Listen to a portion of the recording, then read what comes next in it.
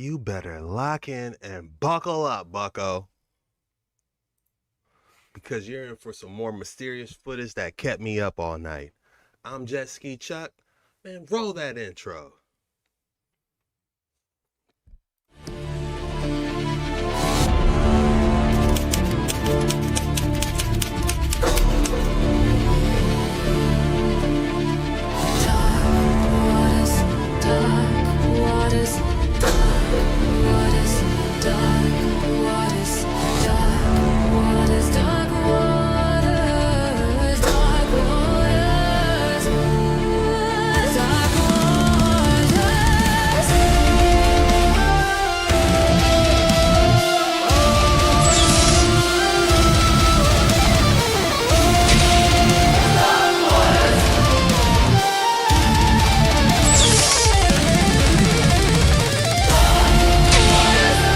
Submersion sequence activated.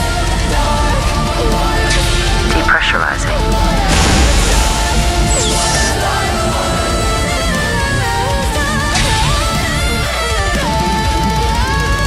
Systems are online. Welcome back, Jet.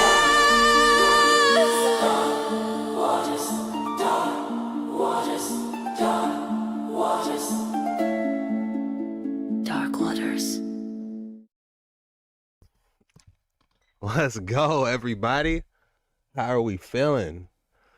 We got an excellent episode today, guys. I'm not gonna hold you up. We have an exciting episode today. This isn't your normal episode, by the way. This is a live.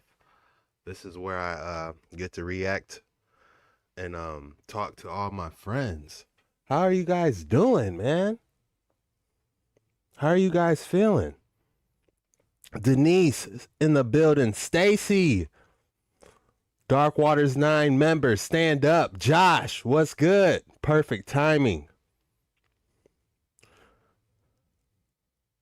David, best entertainment. Let's go. Just finished Joe Rogan. What was Joe talking about? Ace Leader Jet, Stu in the building. Man, what's going on, guys? Oh, my chat's working. Let's go. How's my sound levels, everybody? Can you hear me all right?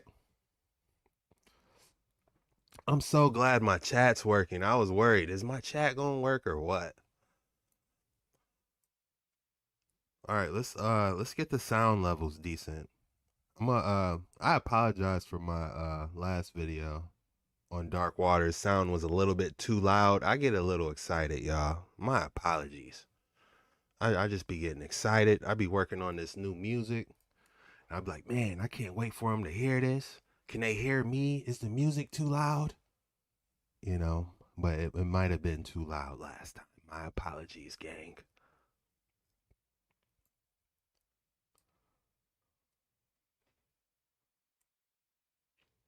Sound is good? Excellent. Where are you guys watching from? You guys snowed in? Are you in Florida in the tropics? Are you in Australia? Shout out to my people in the UK. We got people all over, y'all.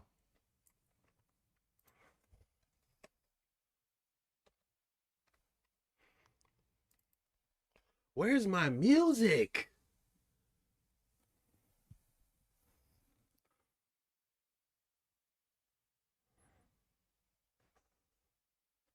There it is.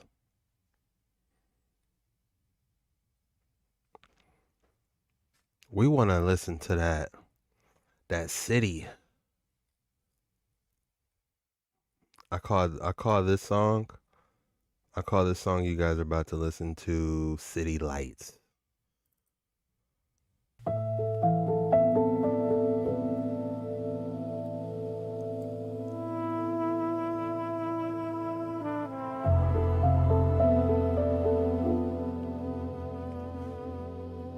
Yeah.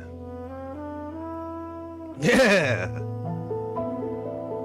Talk to me, everybody. At the end of this stream, we're gonna play some Oregon Trail. How exciting is that? So if you make it all the way towards the end of this stream, we're gonna I'm gonna pick four lucky characters, and we are going to 3 lucky characters, and we are going to see if we can get to Oregon Trail.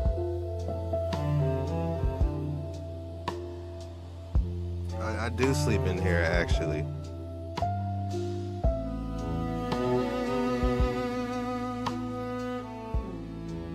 I do sleep in here, y'all.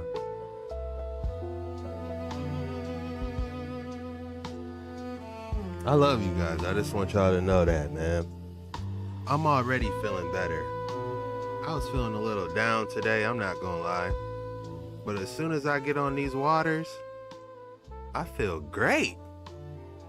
Like I'm talking to some old friends, you know, that we can hang out, dive into all types of mysterious stuff nobody else wants to talk about without getting laughed at or looked at weird. You know, I start talking about stuff and, you know, people start looking at me crazy. I'm like, all right, I better stop while I'm at it. I got coffee, y'all. I just got some coffee. I'm trying to get up. Check this mug out. I bought this mug today. $8.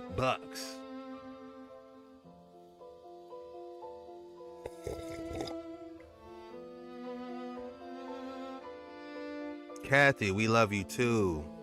You're entertaining. Thank you. I appreciate that. This is alive, man. We're just chilling. Can we just relax for a second? We be talking about some crazy stuff, pure wickedness in spiritual places. These UFOs. Your boy Trump talking about we gonna release the UFO files. Man, it's heavy, man.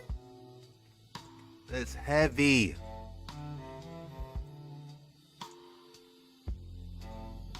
All praises to the Most High, man. I just want to say that. Thank you for everything he's done for me. The last will be first, and the first will be last.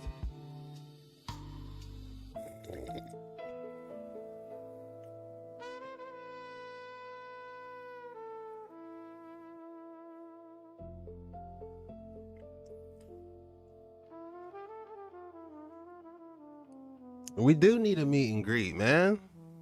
I want to hang out with you guys, man. We definitely need a meet and greet where we all just chill and hang out. This next song is called, don't worry, I got a whole bunch of banger videos playing, but we're just vibing right now. We gonna get there, y'all. It doesn't always have to be go, go, go, go. Next video, blow my mind. Next video, blow my mind. You know, we chilling, y'all. That's the vibes for this live. So please, chill with your boy. Can we just hang out for a little bit? Please.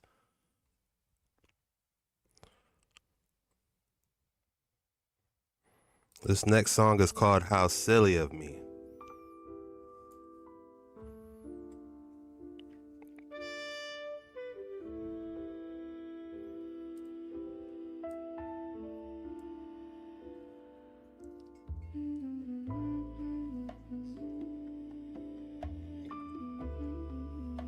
I like that bongo. That bongo sets it off.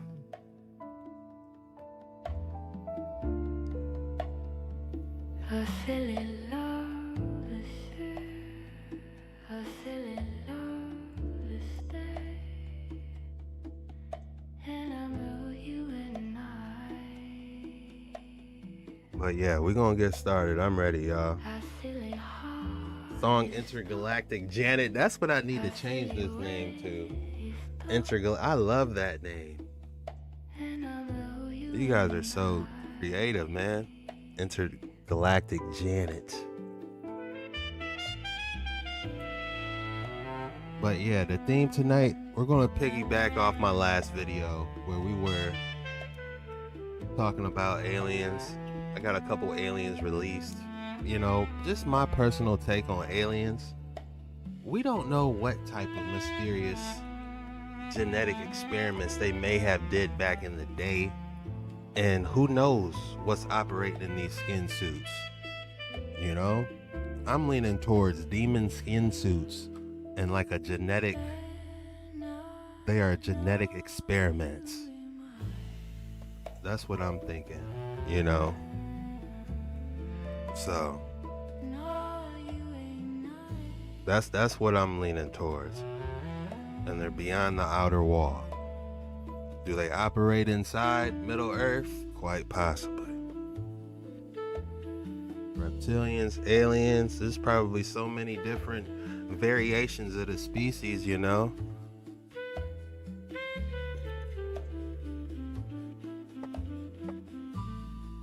But how are you guys doing? Are y'all alright? I'm feeling better now that I'm talking to you guys. I'm not lying, but are you guys doing okay, man?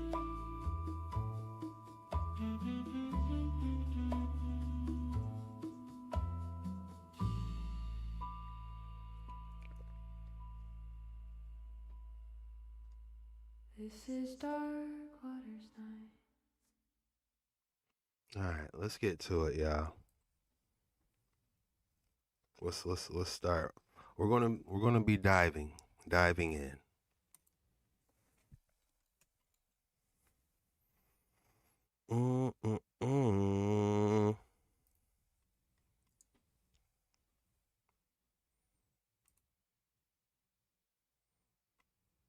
See if we can get some background music, but I ain't gonna put it too loud for y'all. Just so it ain't silent on these waters, you know?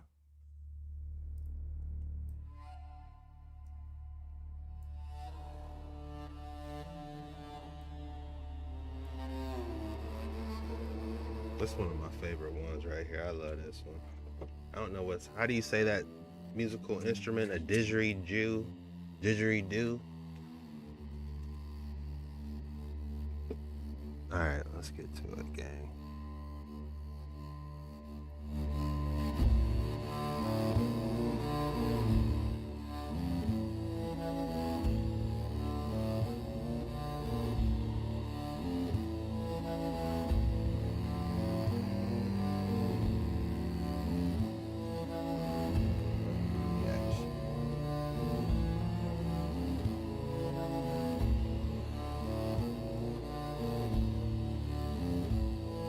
Sounds good, right? It's not too loud.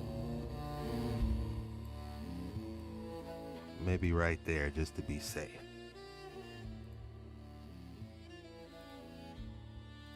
You know the alien autopsy film? He was often asked if that was real. And he says, well, he can't testify whether it's real or not, but he says, let me tell you this. From an intelligence officer standpoint, there's 3 items that whoever faked this film, if they did fake it, could not know. Number 1, there was no lymphatic system. Number 2, it had 2 brains, 4 lobes. One of the brains was laced with ICs. Of course, that was not in the film, but it did have 2 films. Integrated circuit. The other part is that it had 3 eyelids. It had the outside one that was removable, had a membrane, and then the eyeball. So Dad says, whoever faked this, if they did fake it, had the same report that he had from Walter Reed. It happened again. Another historic UFO.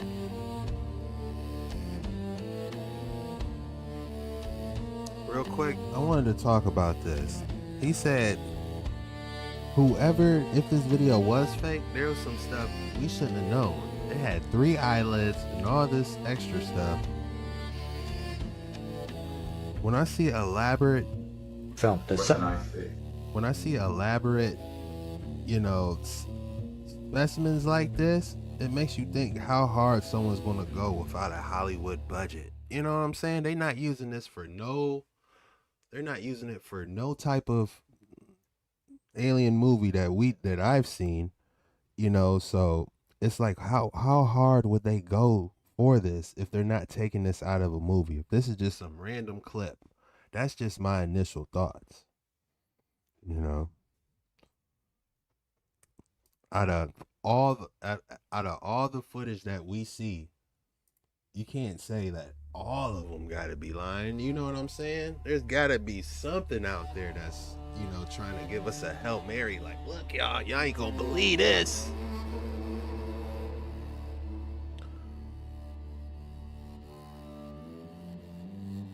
He said, like the jazz sound, more of a blues guy myself. Okay, I'll mix it up more. Homemade.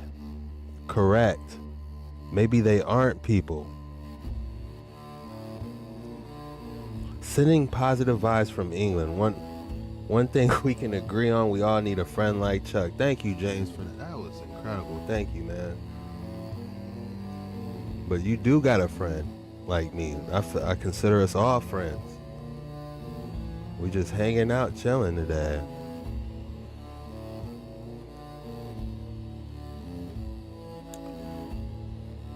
The dive plan. The dive plan is we got some UFOs we're talking about, and then we're going to jump on some Oregon Trail, and we're going to dive into a little bit of my lunch break too. He's been dropping some heat. I've been falling behind, man. Huge shout out to my lunch break. If you haven't heard about him, check him out.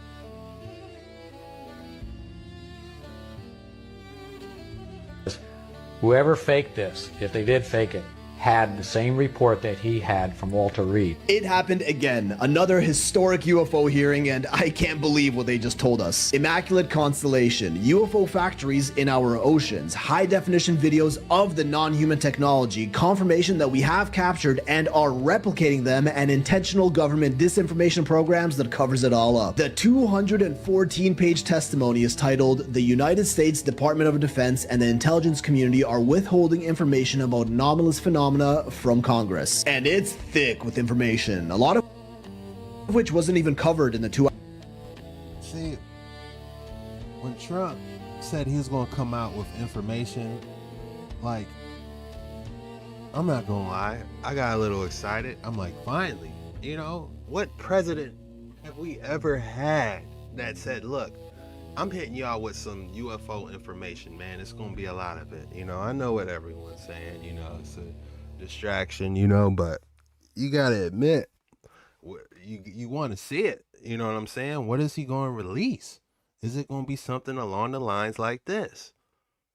Hour hearing, and I've got the juiciest bits for you right here. So this is the third major hearing dedicated to UAP transparency in recent times after 2023's infamous revelation that the government may in fact be in possession of non-human biologics. Keeping tradition with this year's disclosure, everyone present made it abundantly obvious that there were certain individuals that did not want this hearing to happen. On the panel this time, we have a retired US Navy admiral, a former Department of Defense official, a former NASA official, all well-established, highly educated individuals, and of course, Michael Schellenberger, the journalist who presented the 200-page testimony that was the foundation of this hearing, who all testified under oath, meaning if they're lying, they're going to jail. They all insisted the government is deep into investigating and reverse engineering potentially alien technology using yo money.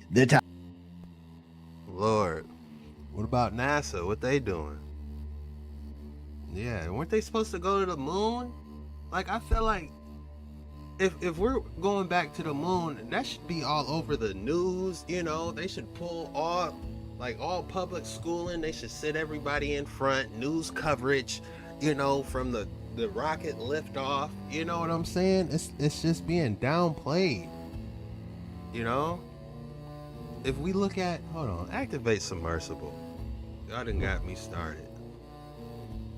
Who are the astronauts? You know, I'm not gonna go too crazy, but who are the astronauts? Astronauts for new moon mission. I really don't gotta say anything, to be honest, because y'all already know what's up. Every single post I see about them going to the moon, y'all is tearing their butt up.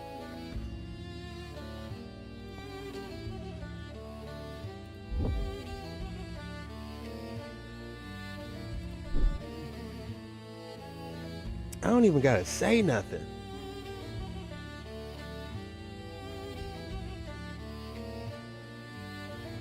All right. I want to see their G-Force video, you know? I want to see the G-Force video. Like, where's the training at? Like, how do you become an astronaut? You know what I'm saying? Where's the curriculum to say, oh, you can go to what's it called, Harvard for astronaut school, and you can walk on the moon. You know, you would think it would be like some type of college courses or something like that. You know, oh, here's your way to get into NASA. It's really not. If we jump on Indeed right now and type in NASA or satellite repair tech, I wonder what pops up. You know, we ain't gonna punch it in, but it's just those are the type of questions that arises. And I recently seen like the training G-force simulation, like airplane pilots, like before they get in those jets, you know, they gotta withstand those G's where they, you know, and the G's is, you know, fighting it. Like, where's the training videos? You know, what led up to this? What was the draft for the astronauts? Can we see the nominees? You know? That's all I'm gonna say about that. Let's continue.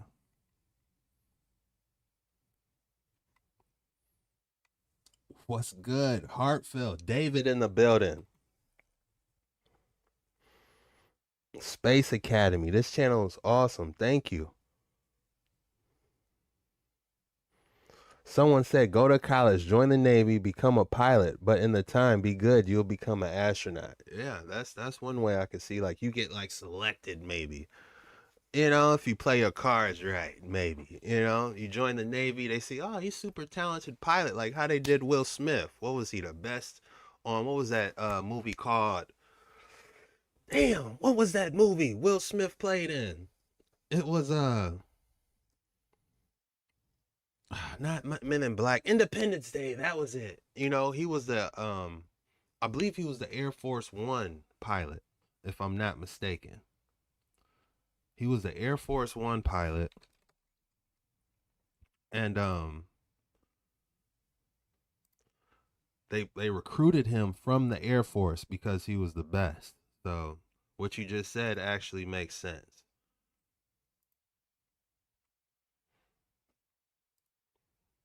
But what I'm trying to say is that there's no clear path to be one, is what I'm trying to say.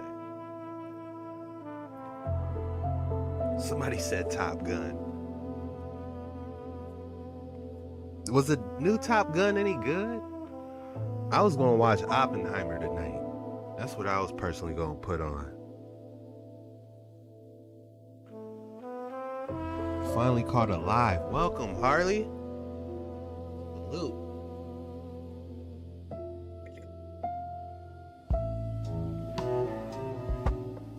All right, let's keep diving in these UFO photos.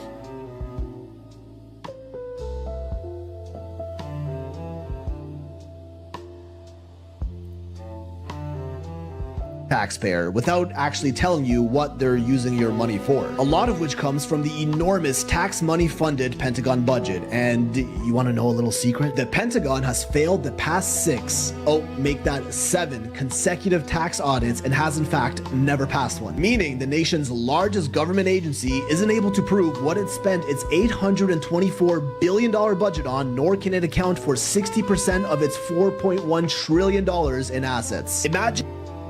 That's a lot of money, guys. The amount of money they use in NASA, you know, they just burning it and throwing it in the air. Where is it going?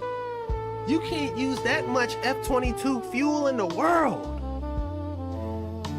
Imagine paying someone to do a job. They don't do it, and when you ask them about it, they tell you they lost all your money and have no idea what they spent it on. And above all, you legally can't even really do anything about it. In any other scenario, this is the definition of a scam, but in this case, we call it our government. If any regular person ever failed a tax audit, they'd likely face hefty fines and possible jail time for tax evasion. The Pentagon gets away scot-free, because even if they were to get fined, they would just use more of your money to pay it off. And like, what are you gonna do? Shut down the country's national defense force? These failed audits are significant because part of that budget is their useless all-domain anomaly resolution office, AARO, the department responsible for revealing to the public findings about UAPs. And so far, all they've ever done is hide shit from us or tell us what we thought was a UFO actually wasn't. That's why this disclosure, I feel like, is important.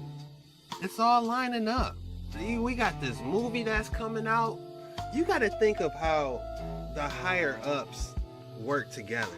They have this movie coming out called Disclosure. And just on top of that, your boy Trump's coming out saying we got this disclosure. So it's like, who's working on top of these people to say, okay, this is what we need to release. So we need to set the mood for the people. You know what I'm saying? It's like something higher up is using the puppet strings, like NSYNC, bye, bye, bye. You know what I'm saying? Y'all don't hear me. I'll be dropping fire low key, man. That was a good line. Basically, the government's debunking department, whose head director, Dr. John Kozlowski, had his own hearing just a week later to explain himself, where he showed a couple pie charts and debunked a few UAP videos as being just weather balloons. He does admit that many UAP reports are currently unexplainable, but he can't really go into those too much as they're unresolved. The entire department's job is essentially, yes, we have unknown technology in our skies that we can't talk about, so let's instead focus on all the reports we've debunked to keep you calm. Schellenberger's document reveals that there is in fact a top secret UFO retrieval program deep in the Pentagon called Immaculate Constellation, an unacknowledged special access program, My fault, I turned it down, yeah. USAP, that our government promises doesn't actually exist, who he confirms was I'm no audio expert. I'm just doing the best I can. I have been getting a little bit better, but when I get the time, I'll try to figure out the engineering music aspect. You know, I'll get it a lot better for you guys. My apologies. was revealed to him by a number of former and current government officials who claim that even mentioning the program will put you on a list. Welcome to the club. So we already know there are hundreds of unknown objects flying around in our skies that Please don't come for me. This video is strictly for entertainment purposes only. Don't believe everything you hear or see for context. Don't come for me, bucko. pretty much defy physics in every way. It's no secret anymore. Dozens of pilots from major airlines around the world have anonymously reported them as well. No visible propulsion system, irregular flight patterns, and crazy stupid fast. Their movement is insane. To put into perspective, the human body can withstand about 9 Gs of force for about 2 seconds. This is what I was just talking about. You know, like the astronauts they showed, I'm not saying they ain't possible of pulling off a 5G, you know, testing, but like where's the training videos? I love to see them do a 5G test, you know what I'm saying? Before ceasing to live, and F-16 fighter jets about 18 Gs before they experience severe structural damage. The UAPs are consistently performing in excess of 3,000 Gs. This, quite literally, is not physically possible, yet they're doing it. They're also able to fly through water without any signs of slowing down. This is the reason they stopped calling them UFOs, unidentified flying object, and now refer to them as UAPs, Not just that, they're USOs, underwater submerged objects, you know, so that's the ones we really need. If we can craft something, if the Dark Waters 9 community could craft something, we need that USO, that unidentified submerged object, you know, something that could fly and splash into that water, you know. I wonder if the wall goes all the way under and touches the ground. What do y'all think, man? That might be another way to get into the outer lands, is to go under the ice wall. You know, who knows how many tunnels? Ooh, that's good. Who knows how many tunnels could possibly be, you know, under the ice wall, and you just go through this underwater ice cave tunnel and bam, you in what was it, the Ancestral Republic or whatever those lands is called. Identified anomalous phenomena, as we can't even be sure if they're exactly flying or whether they're even objects at all, because they appear to go into and come out of our oceans just as smoothly as they float through our skies, like they don't experience any drag from passing through water, with further rumors speculating that there might even be extraterrestrial bases and UAP manufacturing facilities at the bottom of our oceans, which is not confirmed, just some insane speculation. But to be honest, it would be the best place for aliens to hide a base if they could, as we do know more about space than we do about the deepest parts of our oceans. The Immaculate Constellation. I mean, how difficult would it be, guys? There's a spider, actually. Let me show you something. For them to have underwater habitats in the water, like a giant community, I mean, how tough would it be? A spider does it.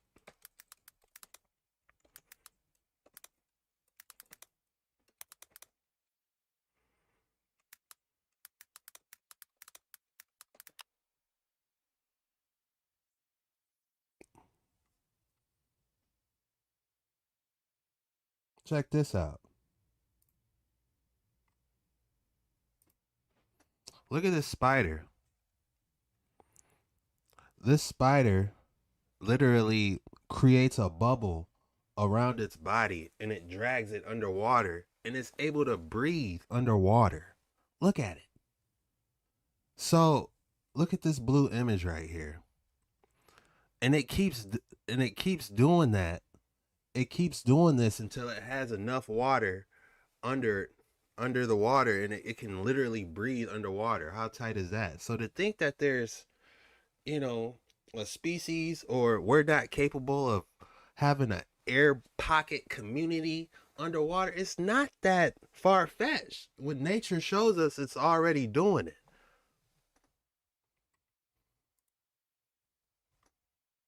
There's so many different spiders. There's a spider that can literally fishes. It'll put like a sticky residue at the end of the string and it'll start twirling that boy like Wonder Woman and throwing it at, other insects. I believe it's called the fisherman spider. Nature is crazy.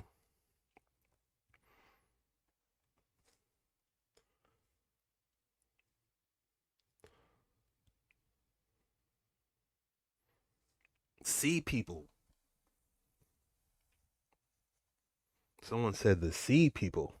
I hate spiders. I get it. Y'all in Australia, a different breed. Y'all be having them things on the wall like that big. Hold the phone. Chadzard, 95 in the building with the 1999 donation. Doge, Captain Dive. Much love, my friend. Doge, what is that? Isn't that like a cryptocurrency? I don't know too much about crypto. Somebody said if you're alone in a cell, you have a pet spider. Damn. I was actually thinking about getting a dog. I'd be so lonely all the time. I'd be like, man, maybe I should get a pet, like a pet dog or something. They say it's man's best friend, but I just don't want the responsibility. That's a lot of work taking care of a dog. I used to have one, a Staffordshire Blue Terrier named Rain, R.I.P. Rain. That dog made it to the 18 years old. That dog. Shout out to my boy Rain. He was a blue pit, is what people said. That was the street name for it. It's a blue pit. And I'm like, oh, Staffordshire Terrier with a gray coat. All right, let's keep it going, gang. AZ in the house. Let's go, Jason. Rumac, there you go. What's good, y'all? Get a cat then. I'm not against getting a cat either, I heard the orange cats are like they be catching mice and they're like, really aggressive and stuff. So I'm like, if I got a cat, I might as well have one, protecting the house, But I really don't have a need for one, but I'm thinking about it, y'all. Iguana, a chameleon, panther chameleon, something. You guys, if you got a pet, drop what kind of pet you have in the comments below, man. You have a horse? Wow.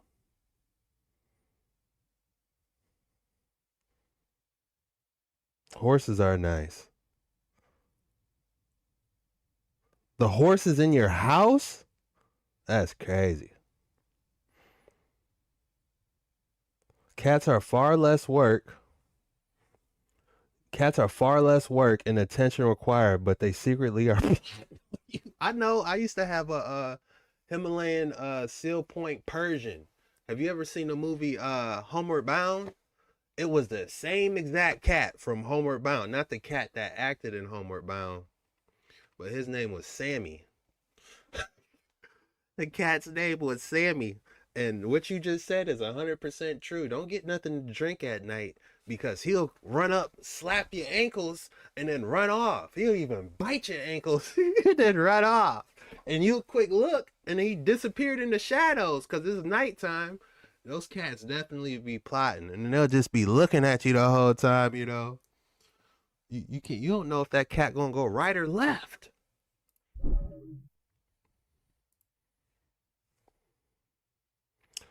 Someone says I have a beta fish. Do I have pictures of rain? I do, but it would be a dive. But I definitely keep it in mind. Let me see if I can pull up a picture real quick. We chilling today. I plan on being here a while, y'all. I wanna try and pull a. We'll be here all night. I know some streamers be doing what is it? The Guy Sinat and they do like the 24 streams or something like that.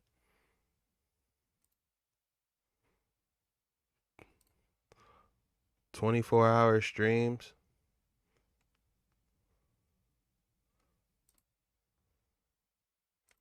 But I wanted to show you guys my pet dog real quick because someone asked. But I might really get a dog, guys.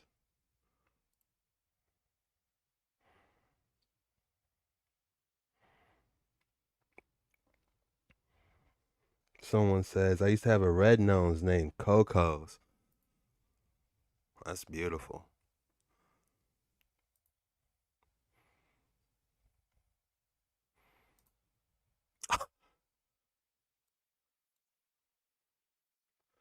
Here's one photo. I'm trying to get these photos together for you.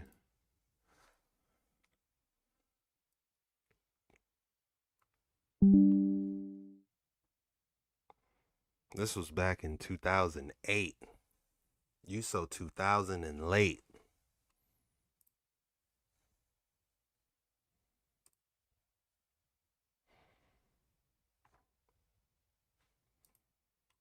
I took a really good photo. I don't know where it's at, but I'm gonna show you guys this one. Ah, here it is.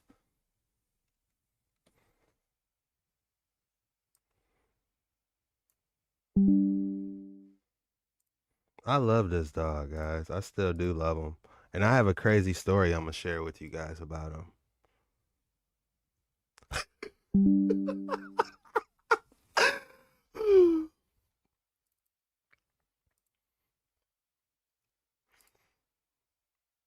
All right, here he is.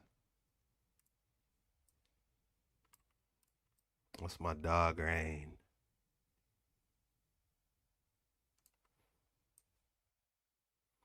R.I.P. Rain. He used to sleep in the bed with me.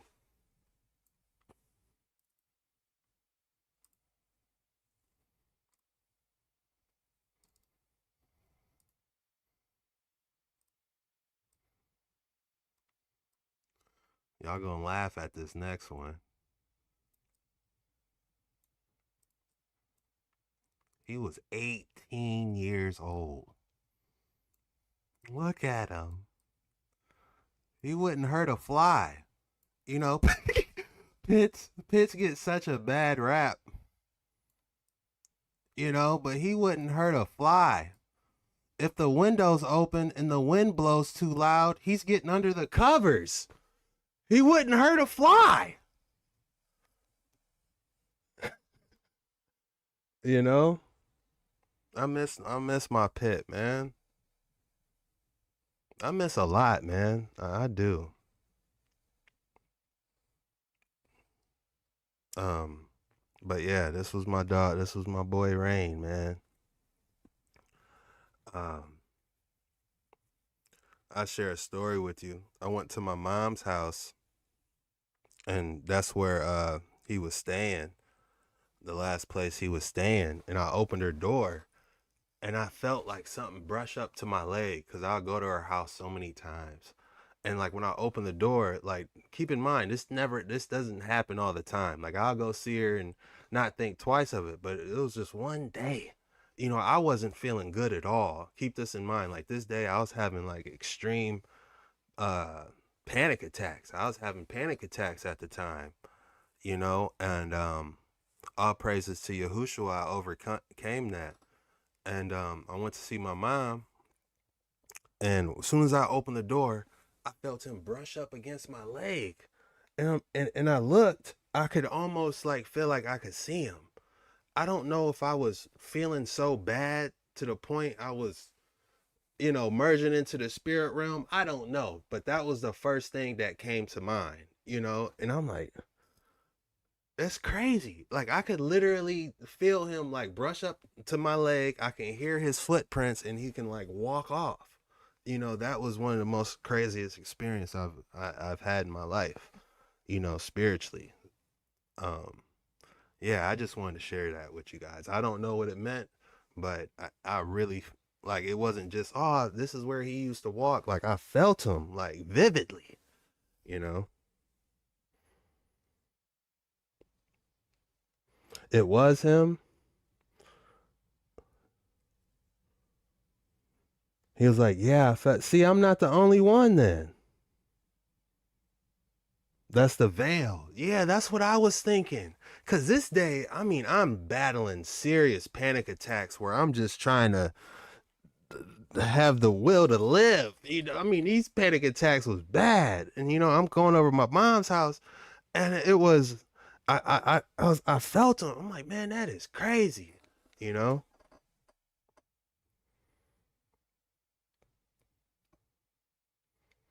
Yeah, see, you guys are feeling. I wish you guys could see these chats. Everyone's saying, "Oh, there you guys go." Yeah. So I know I'm not crazy.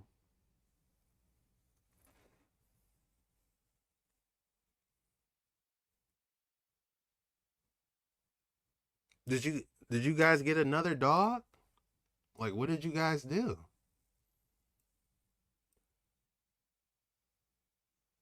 It was only, yeah, I was feeling super down. That's when I felt it. I was feeling super down.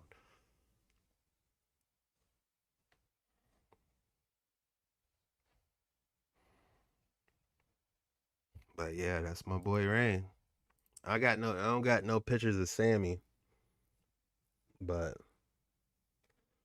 wow, Kim said he knew you needed him. Y'all gonna make a thug cry on this stream, man. We supposed to be talking about these aliens.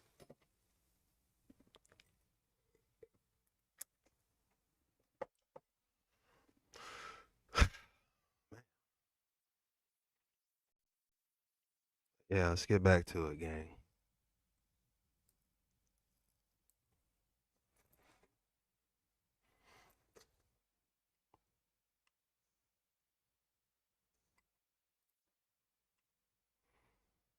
Constellation program also has high definition photos and videos of these UAPs coming out of our oceans, which they refuse to disclose to the public, along with other high quality imagery, measurements, and more intelligence surrounding the UAPs. The fuzzy videos we see are the only thing they allowed to get released, affirming to mostly come in the shape of spheres, orbs, discs, saucers, triangles, boomerangs, arrowheads, and even some organic shaped. Did they just confirm the jellyfish UFO? One case involves orbs surrounding an F-22 fighter jet, which sounds awfully familiar to a certain flight MH370 incident, which, don't you worry, I'll be covering real soon. Now, you may be asking, why is it that we're unable to capture these HD photos of UFOs ourselves, and most everything we get is always conveniently blurry? The former NASA official on the panel, Mr. Gold, actually brought up an excellent point about this. These UAPs are fast, they're unpredictable, and they're typically very, very far away. Whenever scientists wish to study new phenomena, they usually have to take time to develop instruments specifically designed for observing said phenomena. Just like we have for objects in space, decades of research went into building the telescopes that we use to take the incredible photos of our universe today. The videos of UAPs we have now is like trying to take a photo of a black hole in deep space using an iPhone. It took us about a century from when black holes were first proposed to developing the instruments to take a photo of one, which we did for the first time in 2019. Super expensive and highly advanced technology was used to take this. Immaculate Constellation has developed those instruments to observe.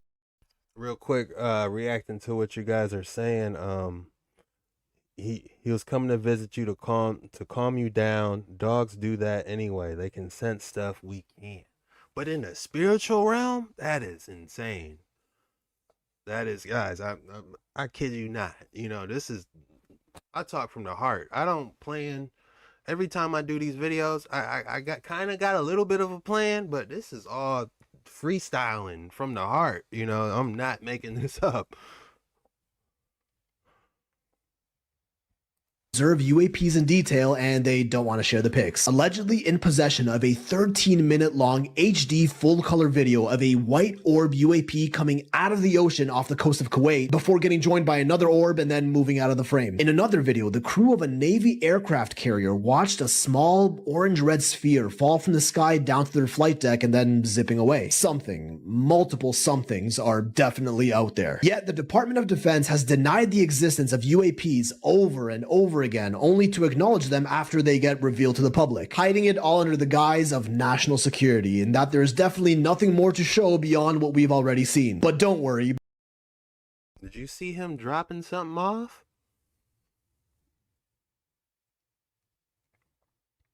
Like he is dropping off a payload right here.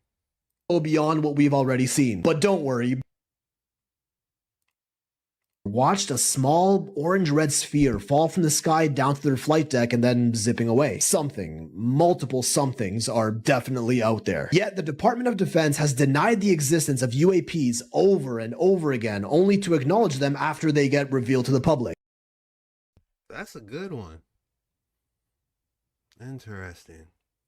Hiding it all under the guise of national security, and that there's definitely nothing more to show beyond what we've already seen. But don't worry, they're definitely telling the truth this time. Also included in the extensive testimony was a very interesting tactic that got all the tinfoil heads smiling ear to ear. Governments are actively engaged in disinformation campaigns to include personal attacks designed to discredit UAP whistleblowers. Bob Lazar has been categorically debunked. Yeah, well, guess what? You got bitch, and we might all owe him a bit of an apology. This is also evident in the Pentagon's Public Affairs Office, who, quote, openly employs a professional psych. Is that Bob dude still alive? I wonder what he's doing now if he is, with all this drama that's going on with these UFOs. Psychological Operations Officer as the singular point of contact for any UAP inquiries to both citizens and the media. Isn't that just a little odd? A literal PSYOP agent is the Pentagon's UFO spokesperson, and we already kinda knew this for decades. Since 1953, the CIA's Robertson panel recommended a strategy of using experts to dismiss and ridicule UAP witnesses and government whistleblowers. And a declassified 1971 Australian government memo about UAPs claims that the CIA urged the debunking of UFO sightings as cover of its efforts to develop craft powered by anti-gravity. The US Air Force openly used Project Blue Book as a means to publicly debunk UFOs by intentionally withholding information about them. Even within NASA, Mr. Gold claims members of the UAP independent study team were mocked and even threatened for just talking about any of this, with current alternative theories produced by Arrow stating that these UAPs may be some natural phenomena that we don't fully understand yet. Oh yeah, right. While the US government is busy conducting secret UAP crash retrieval programs with the intent to identify and reverse engineer alien craft. It's been a while since we seen something new, I feel like. You know, we haven't seen a new jet fighter. We haven't seen, I feel like a USS battleship. You know what I'm saying? So it might be time. It might be time for them to show us what they're working on. I low-key don't want to get my hopes up, but they are. You know, I'm going to go hard if it isn't. If by July they don't release nothing, man, I'm going hard on the whole agenda, man. But I do have my hopes up that they'll show us something.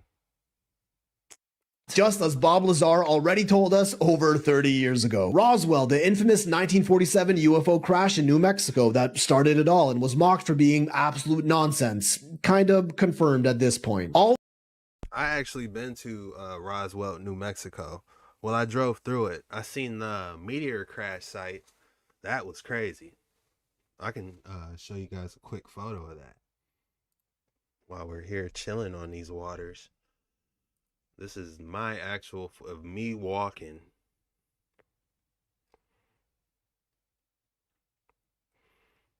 And yeah, it's absolutely crazy what you see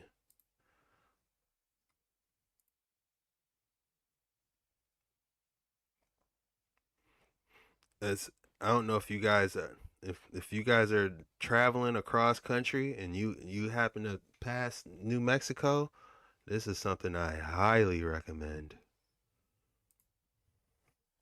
I actually got a meteorite. I don't know if it's a real meteorite, but I picked it up.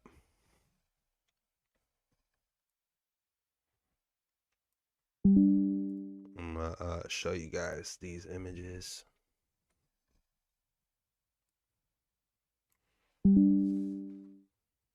Check this out.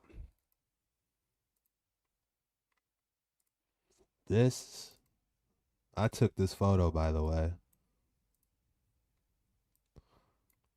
This is a giant, like, this is in Roswell, New Mexico, right? And it's like a giant meteorite crash site. That's what they say, you know. But if you really look at this is massive, by the way. This doesn't do it justice. Like, oh, looking inside the hole is scary. Like, I'm not afraid of heights, guys. Like, I'm literally not afraid of heights, but like looking down into this giant crevice, like, you get nervous. Like, this is massive. And you see that little black dot in the middle?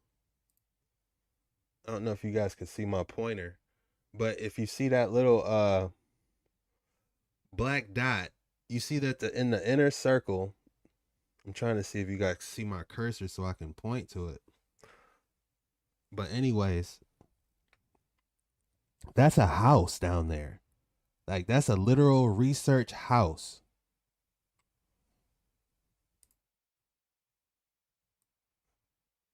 How crazy is that? And here, this is the meteorite that they claim.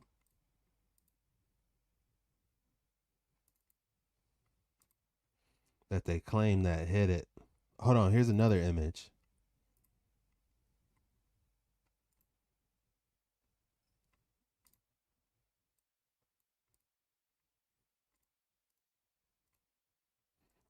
Here's another image I took.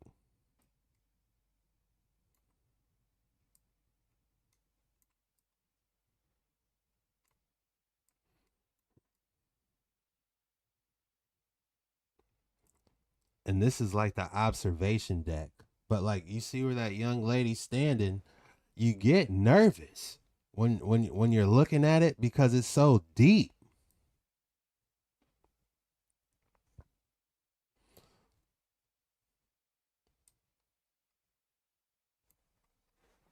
I need to go back and do a live stream. How cool is that, man? I gotta get out this submersible and get to the land, man. And this is the meteorite that they said that they claim did it. The Holsinger meteorite is the largest discovered fragment of the 150-foot meteor that created the meteor crater. You know, I'm gonna be honest with y'all. I don't think that is what created it. You know, they actually sold a piece, like, cause they find fragments, you know, and they have little fragments around where they said the crash site was, and they sold me like a little piece of a meteorite for like $20. I don't know where it's at, but and I also bought my megalodon shark tooth, you know. But anyways, I was there and looking at it. I'm gonna put up this image so we can talk about it.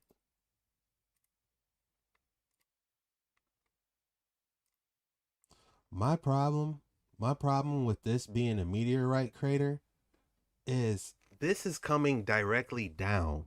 Like, if you look at the protrusions all around it, it's almost like it's going upwards. You know what I'm saying? So I'm thinking this may be a geyser. It's either a geyser or a fallen angel got launched directly down. Like, cause they say there's 200 of these craters, right? There's 200 of these craters all over the world. This is what I think. It's either two things. These are my theories. The fallen angels got slammed directly down vertical at a 90-degree. Like I'm talking about like straight. Like bam. And then that's what made this protrusion. Because if this was a meteorite, if we're spinning, you know what I'm saying? It's the meteorite's gonna hit it at an angle and you're gonna have an uneven hole. This is a perfect hole. Like it is a perfect circle. Do you know the chances of it coming straight down? Every time you see a comment, what does it look like? Let me show you.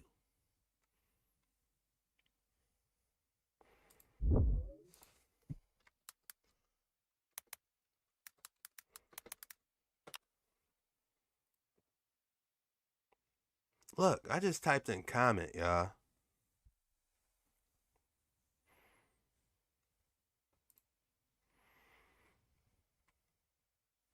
Look at these. They're going at angles. Not one of these do you see a 90-degree. When I say 90 degrees, I mean like a straight, perfect vertical going down. You know what I'm saying? And I've been thinking like this my entire life, and people will call you crazy. You know? Jack, that ain't it, Jack. You know what I'm saying? I'm not crazy. I'm not drifting too far. Look at these meteorites. All of them are going like this. You know? So the craters should reflect that. Go outside, throw a rock at the ground at a 45-degree angle, 15-degree angle, whatever. Try every single angle and just throw the rocks at the dirt. I guarantee you, they not going to look like this. It's not going to be an indentation on the ground and indentation on the ground and the particles flying over there. It's this, if you're looking at this is directly coming up or going straight down. That's where I'm at, guys. And all the craters look like this. It's not just one. You got 200 of them that look identical. Do you know the chances of having 200 identical meteorites doing that? And they're all super large. You know, show me a smaller one, you know, that lines up to this thesis.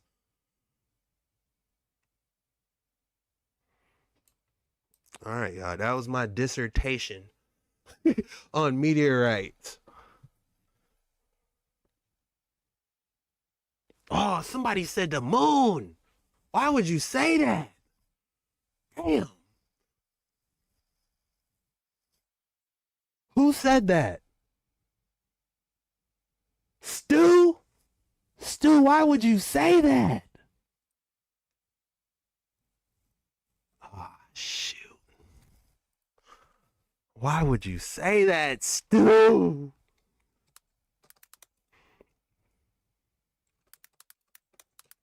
Now, if we take this theory we just been talking about, oh my goodness. Stu, you are a problem.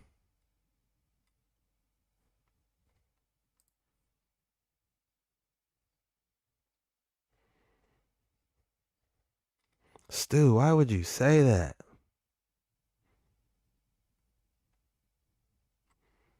Damn. No burn marks either. Great point. You know, that should be dark. You know, it's not adding up, man. It's not.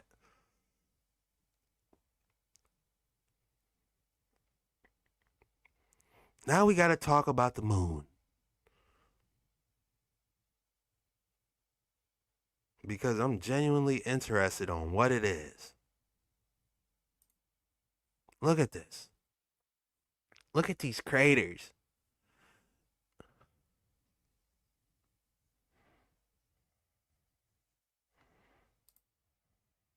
Look, y'all. I don't know if it's real. Let's try to find a real image. Look at this.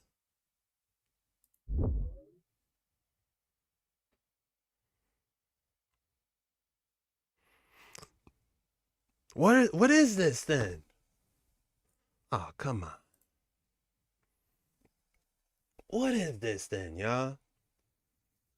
I got time today. We're going to talk about this. Where's my chat? A holographic image.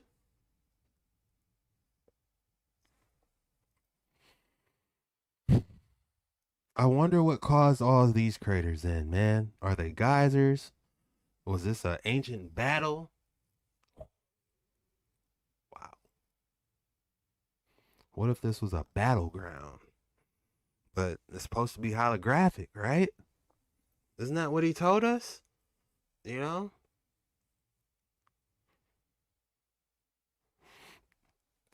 Were they battling in the spiritual realm and it was slowly merging into the physical and it caused, you know? That's the first thing that came to mind, guys. Was it some type of spiritual battle and it was slowly phasing into, you know, the moon?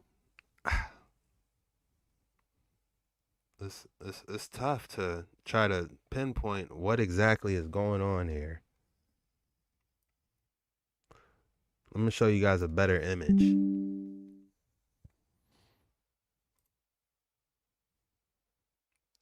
Yeah, that's better. Because look at these marks right here, man. For crying out loud. What is this?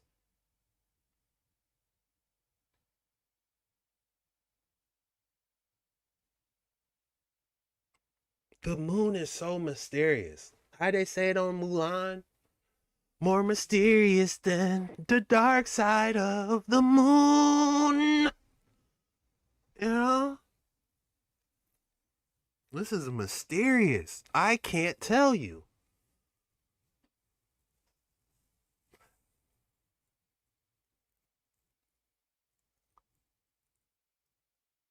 It's metal. Someone said it's metal.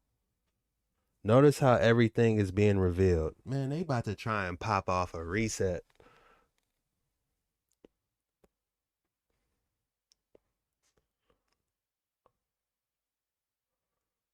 Somebody said that's what the nukes the government. Man, that's a crazy theory too. But it's always been like that. That this would have to. I feel like these moon craters been like that though. You know, like if we go back to the oldest known moon footage, you know, it's like our new craters popping up. If that was the case.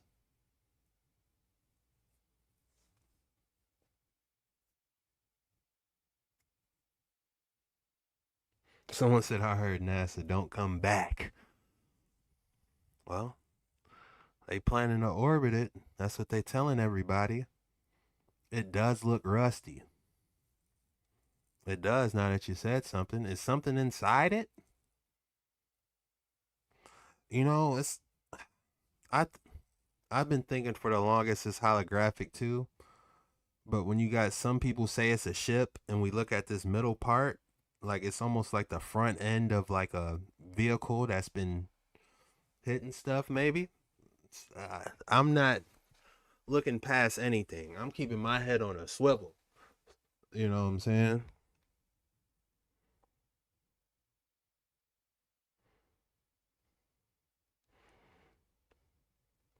I just want to know what formed these craters.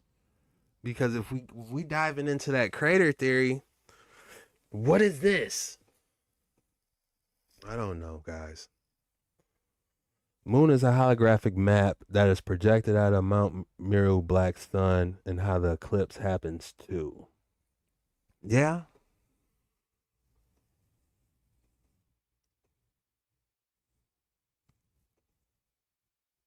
But how did the craters happen though?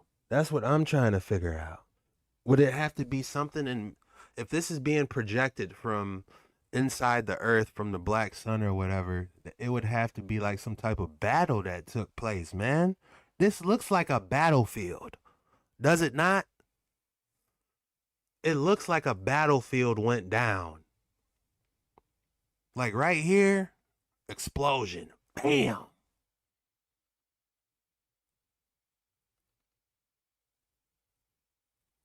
And look at this, something getting dropped off. It does.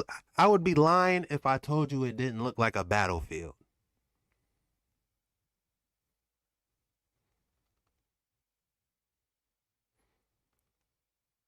Some type of ancient war popped off, y'all.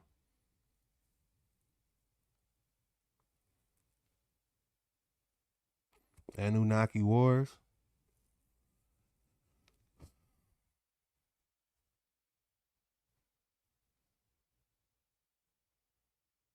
It does look metallic.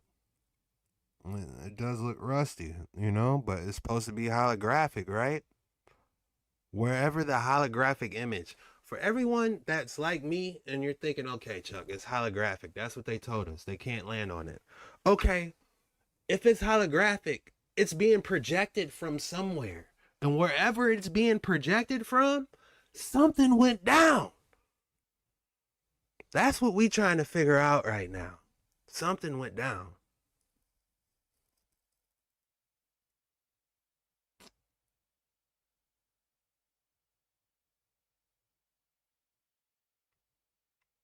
So, yeah, it just, how many people we got in here? We got, it's good that we can have these conversations though, seriously.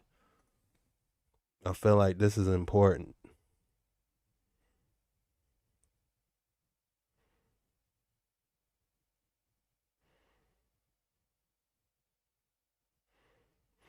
Somebody said remnants of a planet that used to be asteroid belt, nuclear weapons, signature on Mars kind of hint at something.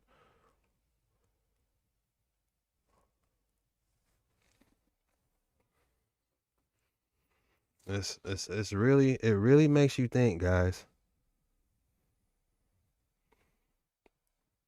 I mean, simulation theory.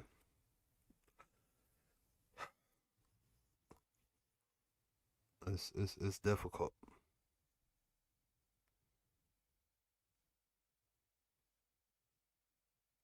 Is this a real picture? Yeah, they got the name of the person that captured it. Wow, look at this. I should have scrolled down a while ago.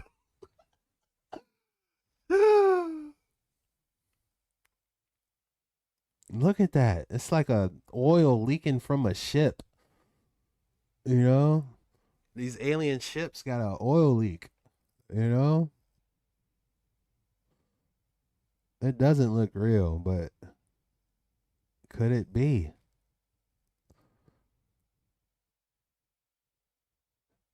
I'm a telescope coming soon, guys. I'm ordering a microscope and I'm ordering a telescope, man. We're going to evolve our reactions. we're going to start sampling snow. We're taking rain samples. We're throwing it all under the microscope. We're documenting it. I know I've been talking about this telescope, but I'm really going to do it. So there's no question if it's real or not. But yeah, some type of battlefield, man. They'll tell us, oh, those are just the comets and asteroids hitting it. Look at how perfect all these circles are. Look at it. Every single circle is perfect. You don't have one oval. Somebody point one oval to me.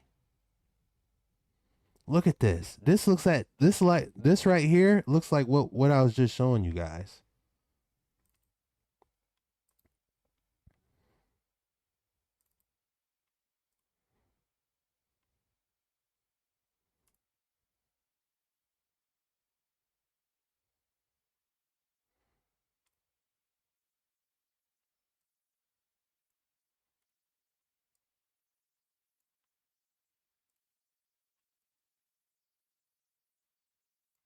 Where's my image?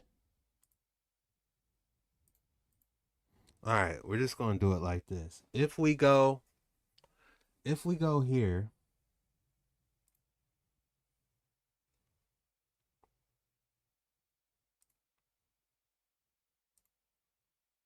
all right, perfect.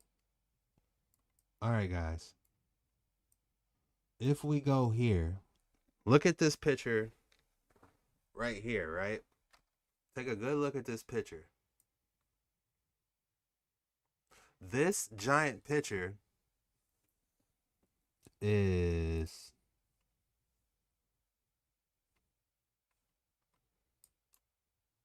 right here. You know what I'm saying? It's a perfect circle. That's the point I'm trying to get across. It's a perfect circle. And it's everywhere. Show me one oval. Show me a square, a oval.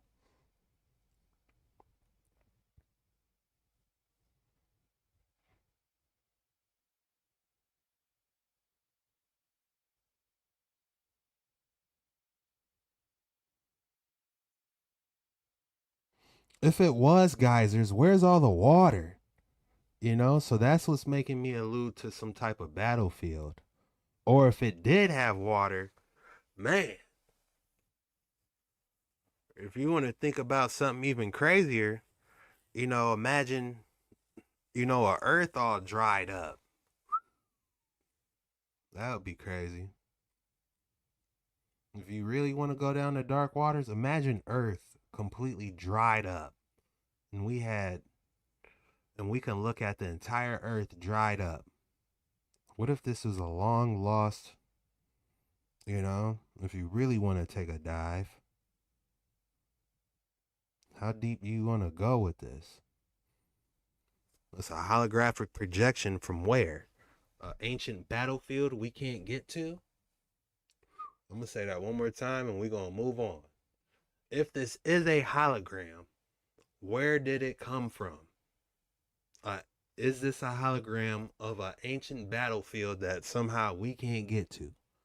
They were fighting over this. There's some type of key in the inside that controls stargates to get to different places. I don't know. But let's move on, y'all. Someone said Goku versus Frieza. That's funny.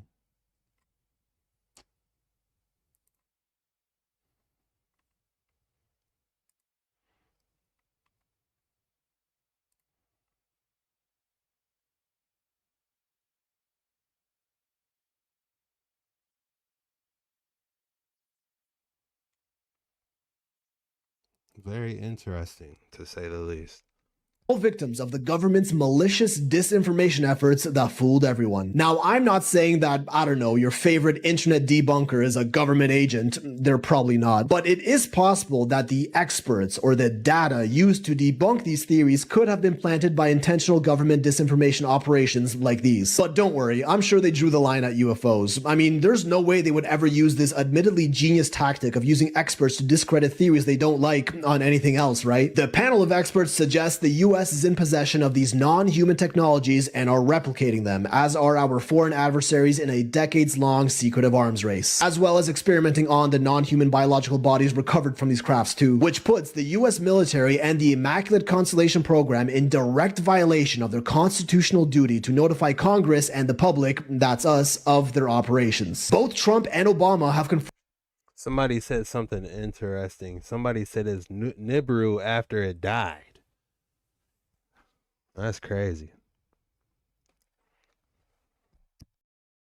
The US has info on UAPs they haven't released yet. Trump does claim he wishes to declassify more government documents like these for additional transparency on topics like UAPs and of course the JFK files when he comes into office next year. 2025 may or may not be an interesting one for us all. Well, it's difficult to do that. First of all, if they were going to come completely clean, they're going to have to admit that as far back as 50 years ago, they knew this was going on. And in the meantime, they've been spreading disinformation and lies about events that, that have occurred. So they're not going to go and say, we've been lying to you for 50 years. So to start with, there's a problem I'm going to heat this coffee up really quick. It got cold on me.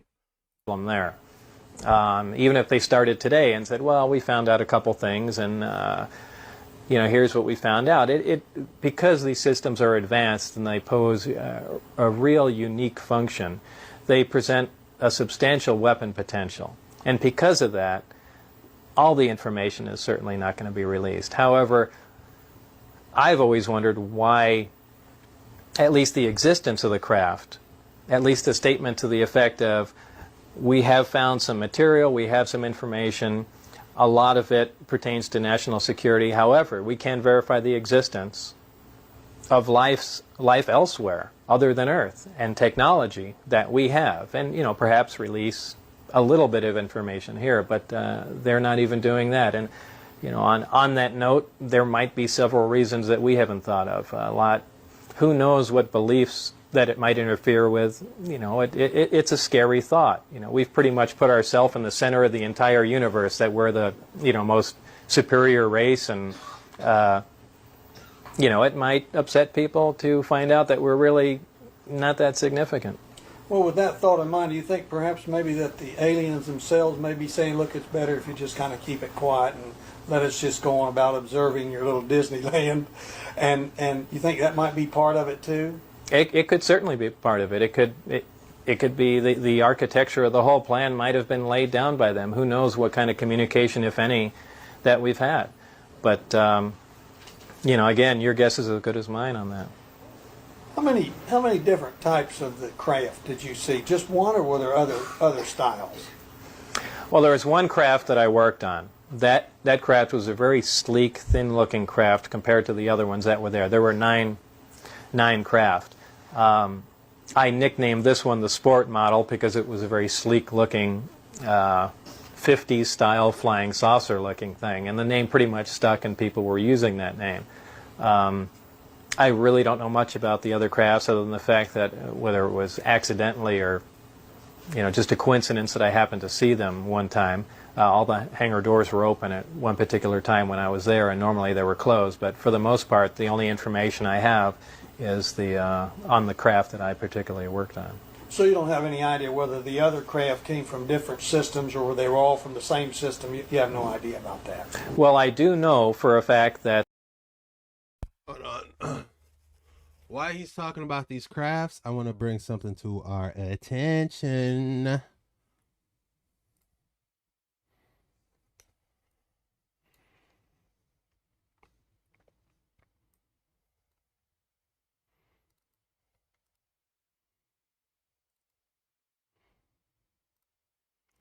All right. When he's talking about these crafts, this is just theories. This entire video is just theories, not facts. We're just for context. When you look at these craters, what do you think dropped those weapons? Whatever caused these craters, if you want to dive down the ancient battlefield, the moon is a projected ancient battlefield. Like a picture is like a reminder of an ancient battlefield, however you want to spin it. When we're talking about these crafts, could it be possible they could drop something like that can cause these deviations in the moon? Just a thought.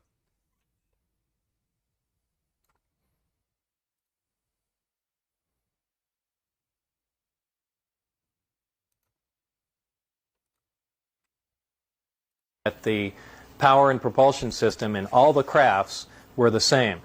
Oh. So that either says, now you have to start speculating that number. I'm worried we waking up too much.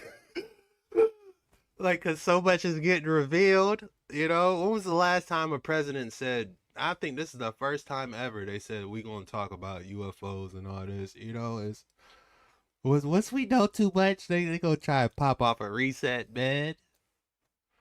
Too much is getting exposed, y'all. 10 years ago, you couldn't talk about this stuff, man. Now it's mainstream. You put on the radio, they talking about it. You know what I'm saying? Put on your I don't listen to radio, but I jumped in my truck, running to the store. I had the radio on, and I was like, yeah, they releasing this, and this, and this. I'm like, wow. It's a lot. Disclosure, I guess, is the word for 2026.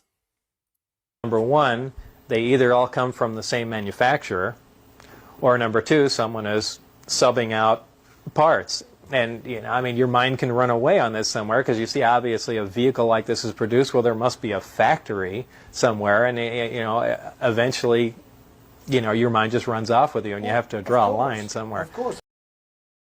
Wow. Interesting. An alien ship factory. How cool would that to be? Not just find a unidentified flying object.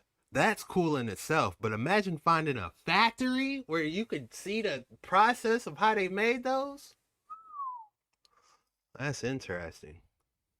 I mean, it may be the day that we will buy the reactor and the system and the components from this big galactic company that has the exclusive on it. Who knows? Maybe there's some sort of a patent on this thing. Right? It's possible, but to me, it's so hard to believe, and I know that's strange coming from me, but I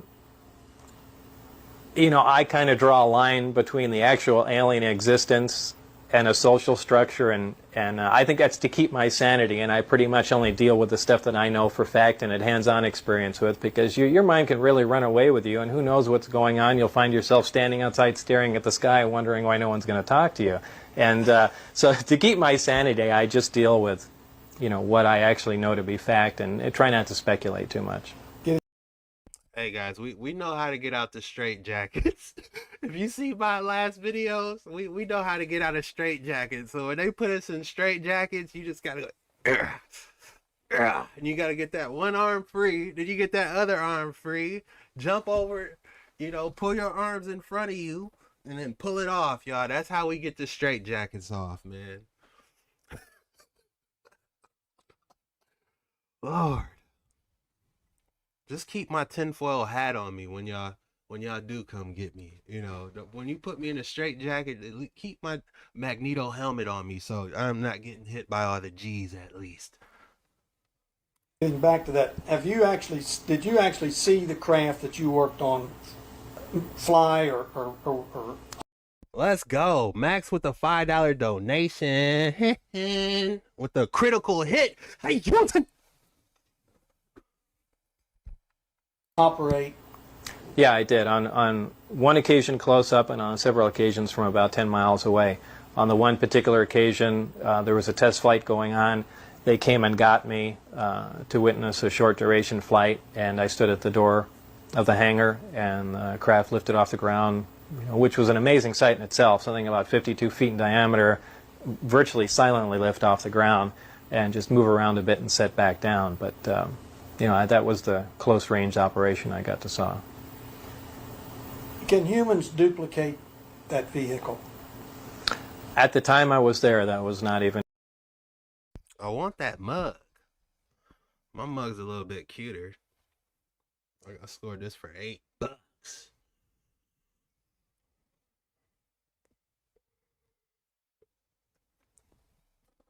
think I'm wired.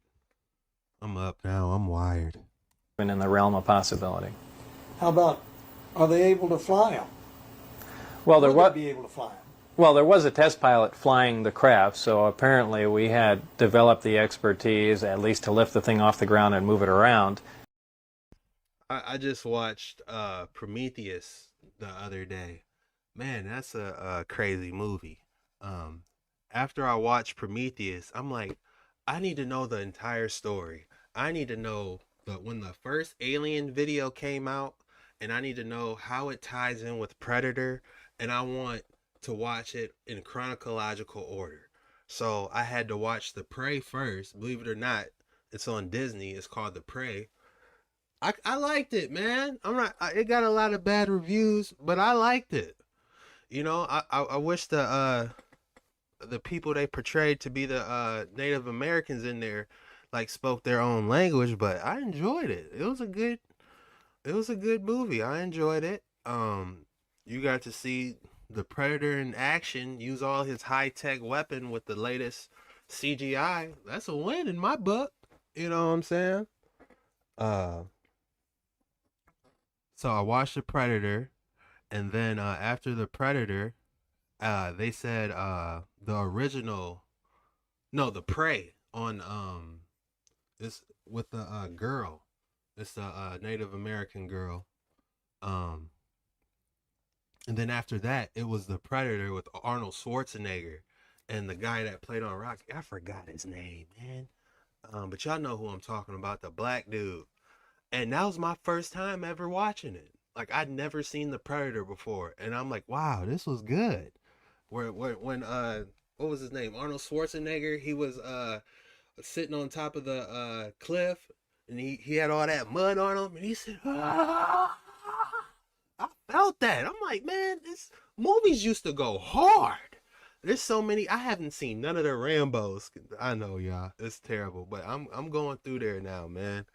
Uh, but yeah, I'm about to go through all the Rambos after I finish all the Aliens. After I watch the Predator, I'm on Predator 2 now. So that was extreme. I had to stop it. They going buck wild on the Predator 2. If you watch Predator 2, be careful, man. If you sensitive to explicit content like myself, it's like, man, just cut all that extra stuff off. So I stopped the Predator 2, but I plan on going back and fast forwarding a couple parts. But yeah, that's where I'm at. Apollo Creed. He says you gotta watch The Island of Clones. The Island. Skip Rambo. Really? Rambo wasn't good? Where have you been living, Chuck? These are classics. Man, I watched a lot of documentaries. Like I didn't really dive into movies too much. I watched a lot of Steve Irwin growing up. Like Steve Irwin, that was like my hero growing up. I would watch him for 5 years straight. Steve Irwin, I would reruns. It got to the point where he was doing his reruns and I already knew what he was going to say. I was repeating what he was saying. Jeff Corn Experience documentaries, that's all I was watching was animal documentaries and stuff, and gaming, So going back at it, I'm trying to get the Indiana Jones, the Rambos, all the classics out, because the movies nowadays, they all right. I can appreciate some aspects of the newer animation, but that's what I was watching. Awakened Wanderer 23, new member, welcome. Here's your life vest. If you guys want to be a member and get access to all types of cool emotes, I have membership for just 99 cents. That's cheaper than a bag of chips. You remember those 25-cent bag of chips we used to eat? Man, they want a whole $2 for them now. I think it's like the cheapest I seen it was $1.29. I'm like, man, I remember when these was 25 cents. But yeah.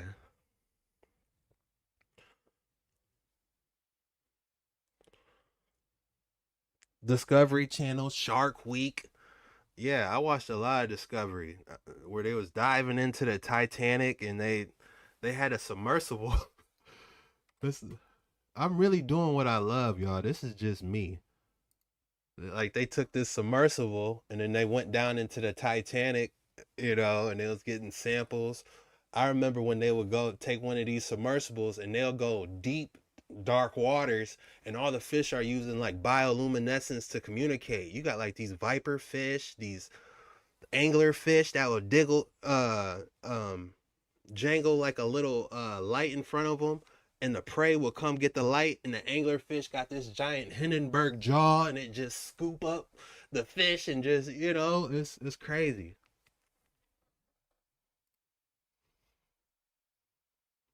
It's crazy, y'all.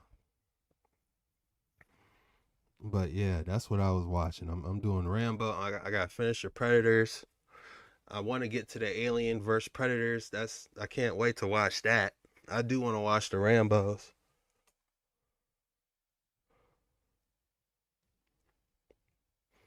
So I enjoyed watching those shows. So when y'all see me in this sub, this is just me being who I am. But let's keep it going, talking about these UFOs.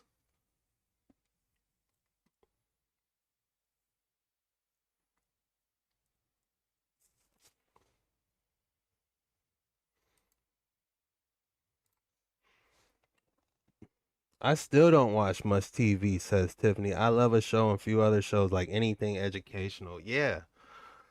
Somebody, one of my family members I don't talk to, haven't I don't know how to contact him anymore, but he used to watch my shows, and he said, I remember him saying, Chuck, man, you know what I like about your episodes? I feel like we're learning something so that's why I try to incorporate, some type of learning aspect versus just gossiping, you know.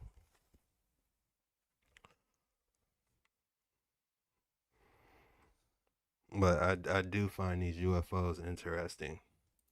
As far as taking it any great distance or taking it out of the atmosphere, it's something I don't think would happen. This is, a prized possession, an operating extraterrestrial craft, and things change when you leave the atmosphere. Things like the fact there's no air outside, the fact that there's not exactly 100% chance you can bring it back now. So, I don't think they're flying around to Jupiter and taking looks at planets. I think they're very careful with it. They're just testing it, and and will remain that way for an extremely long time.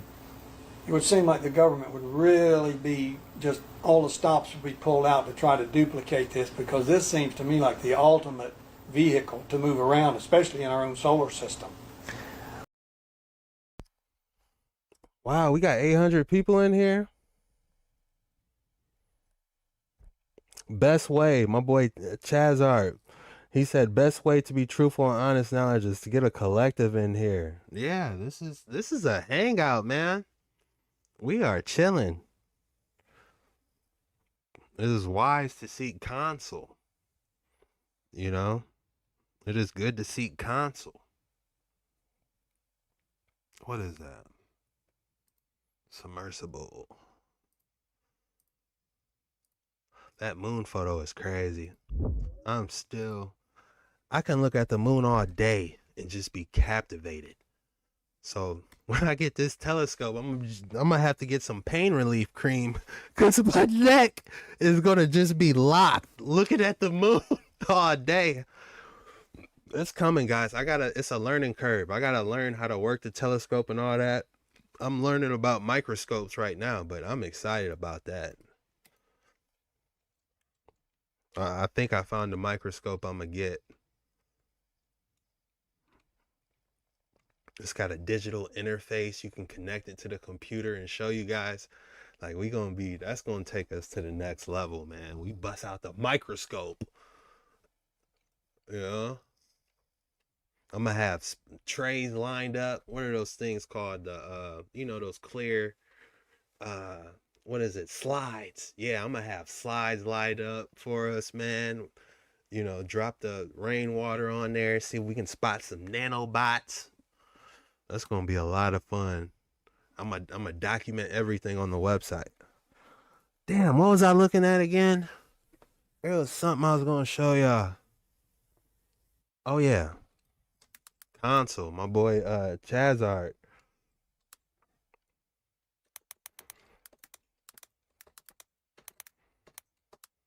I like that name.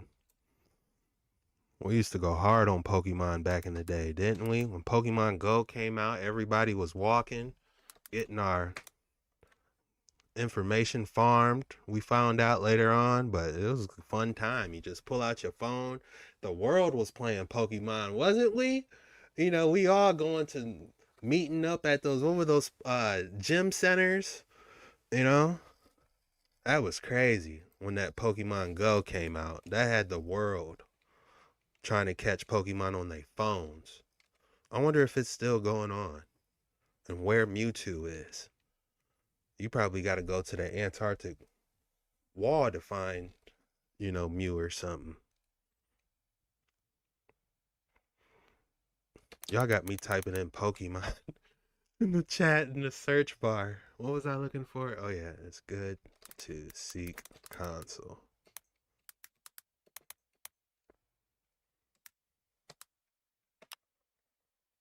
Someone said Yu-Gi-Oh! I went crazy on Yu-Gi-Oh! Too.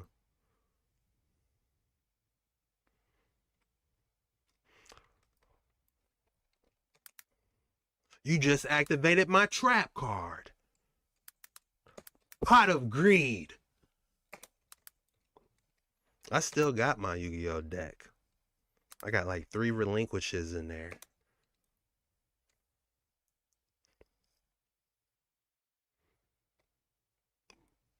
blackluster night.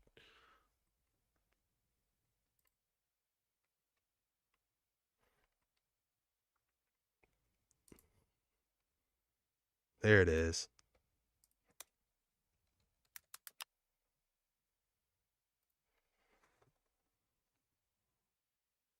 This is what Chazart made me think of. The way of a fool is right in his own eyes, but he that hearkens unto counsel is wise. I mean, that's what we doing here.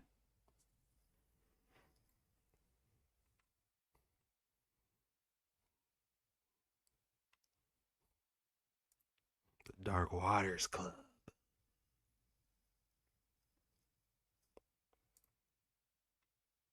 All right, where was we at?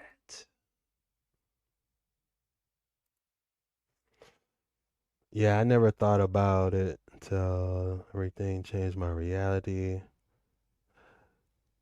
Still into it. It's great. Bonding time with my children. It's been a lot of fun. Oh, that's good. You still doing it?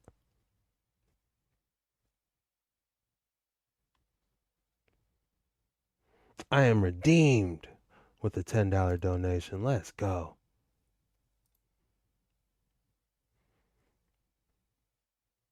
I trust the Lord. He brought me here for real, man. Me too. You know, he's got me through everything, man. Everything I literally prayed for, he has answered. I can testify that honestly in front of you guys. You know, if you watching this against the fence, you're like, man, I don't know what's up there, man. Come over to the good side, man. Come on over. I'm trying to get my 100-fold. You know, when I throw a seed, let it plant. You know what I'm saying? We got to be the light out here, man. I'm after that 100-fold.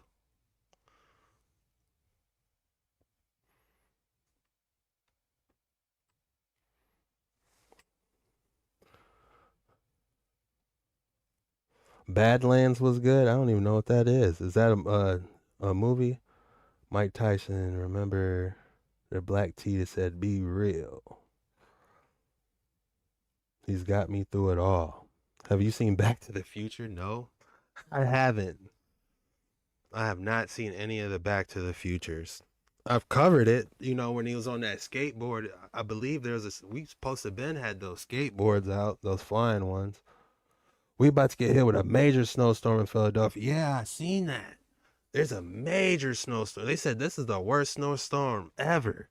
It's coming, guys. Like if you're in like the northeast, like around that area, man, make sure y'all got everything y'all need. Phones charged up, water, whatever you gotta do to stay heated. Generators, blankets, backup propane tanks. I recommend finding a generator that takes propane, you know, because it's easier to store propane tanks, you know. You don't want to get caught, you know. You definitely want to be prepared.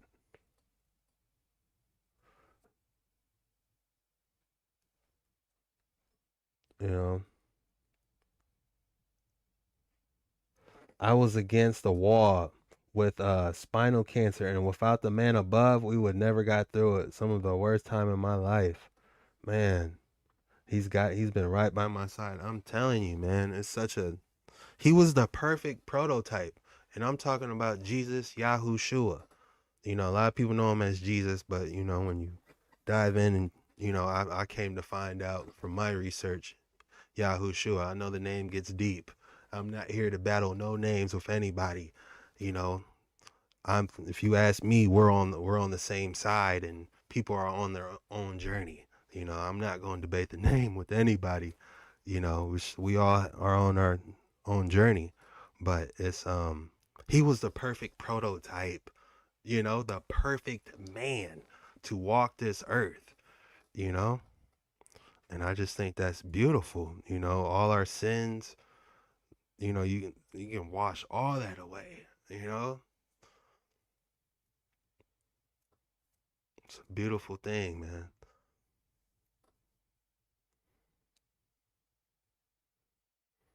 It's like I believe, like it's not about believing anymore.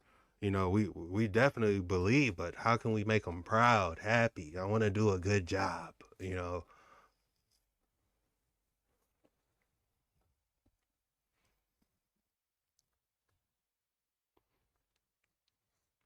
I got to start doing something for the kids. I got to start giving back to the community. Yeah.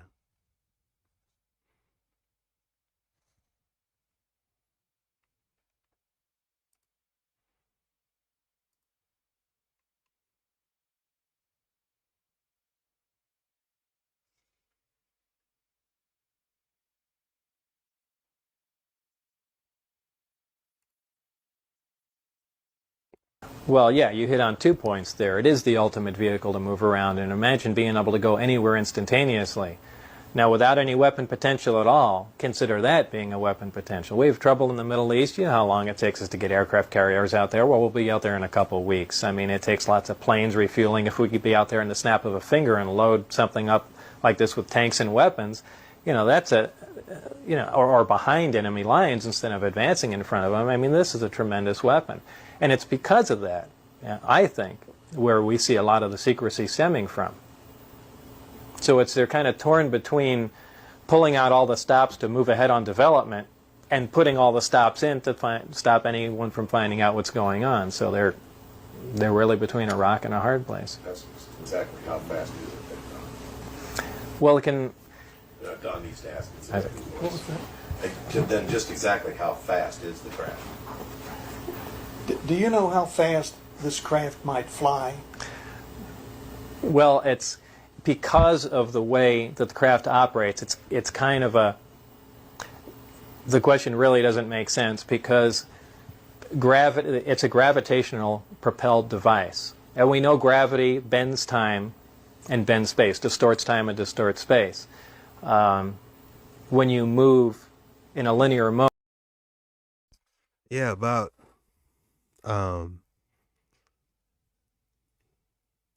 the I'm trying to speak in code here so you guys can understand what I'm saying. The word that comes after D that rhymes with Zadity. That's terrible. But y'all know what I'm talking about. It's interesting when you dive in how they discovered it. It was an underground base. An underground facility, I believe, that had these instruments that nobody could see calibrated. No one could really dive into the instruments, I feel like, and they just come up and say, "Oh, we discovered it." And we got to take their word for it. I don't know. That's just the theory people say. They just came out of a hole and just was like, "Eureka, we discovered it. This is it, everybody." And we just take that and run with it. We're not going to dive into the principles of that or be able to produce some type of, replicated scientific experiment like we can do with density and everything else to reenact it. You know what I'm saying? I don't know. That's just a theory, guys.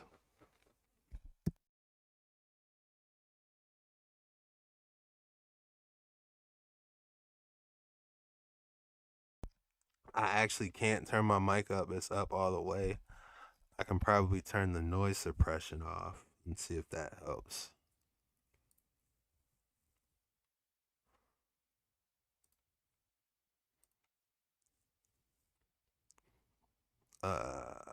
Filters, I believe. Yeah, let's just get rid of noise suppression. Remove. All right, close. All right. That may be a little bit better.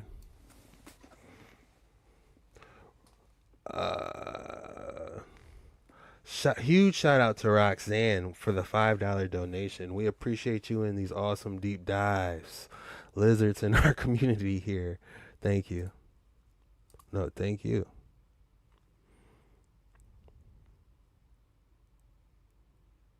Where'd your music go? Do you have a playlist? Yeah, I got a playlist, but you know, so many people tell me, Chuck, the music's so loud. So I wake up with nightmares about that.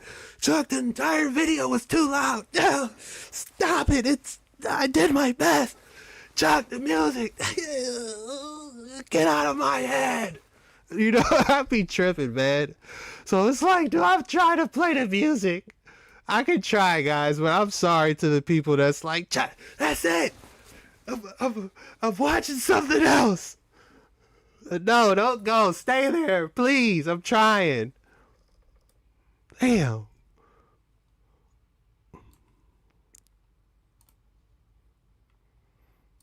Yeah, I can play a little music. I'm gonna put it on 3.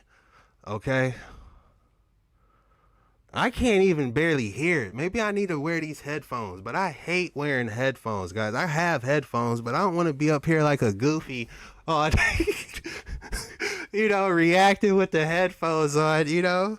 I feel like that turns off all my senses. I can't hear anything. If somebody can come smack me on the side of my head, I wouldn't know. I can get ambushed, you know? I can't hear nothing, you know? Somebody come... You know, you can't, this dulls everything.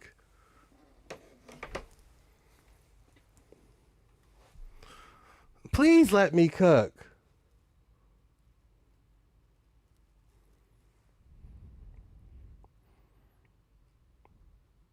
If y'all let me cook, I can cook.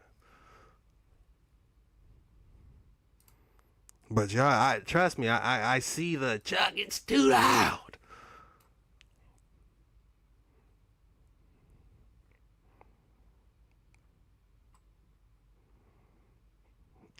What do y'all want to listen to? I guess we could play City Lights. I do enjoy this. I'm gonna put it on 4. And is this too loud? Can you guys hear me? They keep stealing my headphones to prevent my work? Damn, man, I'm sorry to hear that. I would let you borrow these. I don't even use these. You know, when you get some new ones, just give it back.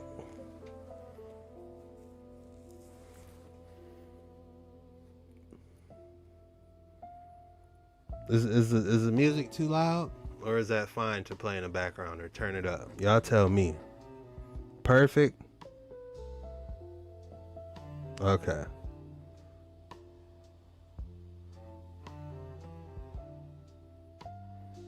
Alright. I like the vibe, man. You know, because when you can hear the music, it kind of goes along with the reaction. You know what I'm saying? And like when you start hearing the different instruments kick in, it just adds a different layer. And I love the music, personally. You know? And this is music I selected for y'all specifically. You know what I'm saying? I'd be excited. And I'm like, man, I can't wait till they hear this. You know? I got a whole bunch of new tracks for different themes, you know? I listen to trap music. You know, I guess I'm just getting older, man, because I used to listen to all that trap, you know, music, instrumentals, you know. It's just, I just ain't vibing with those 808s no more. That, you know, I guess I'm just getting grown now because I appreciate this music. Even when I play the fantasy music, when I had her screaming Dark Waters, you know, I can rock out to that.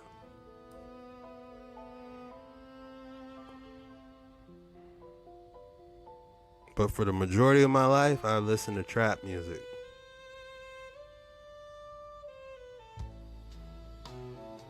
And an occasional classic. Chopin, however you say it.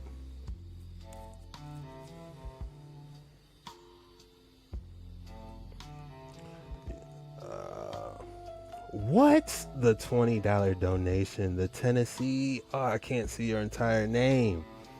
I'm just going to say Tennessee. Thank you, man. I appreciate that. That is huge. Thank you. I really appreciate that, Tennessee. He said, just play that tune that was played in the Star Wars. You can't. You'll get copyrights. You can't play like major songs, or else they'll say, YouTube will say that's a no-no. So I had everything you guys hear was literally made for this, you know.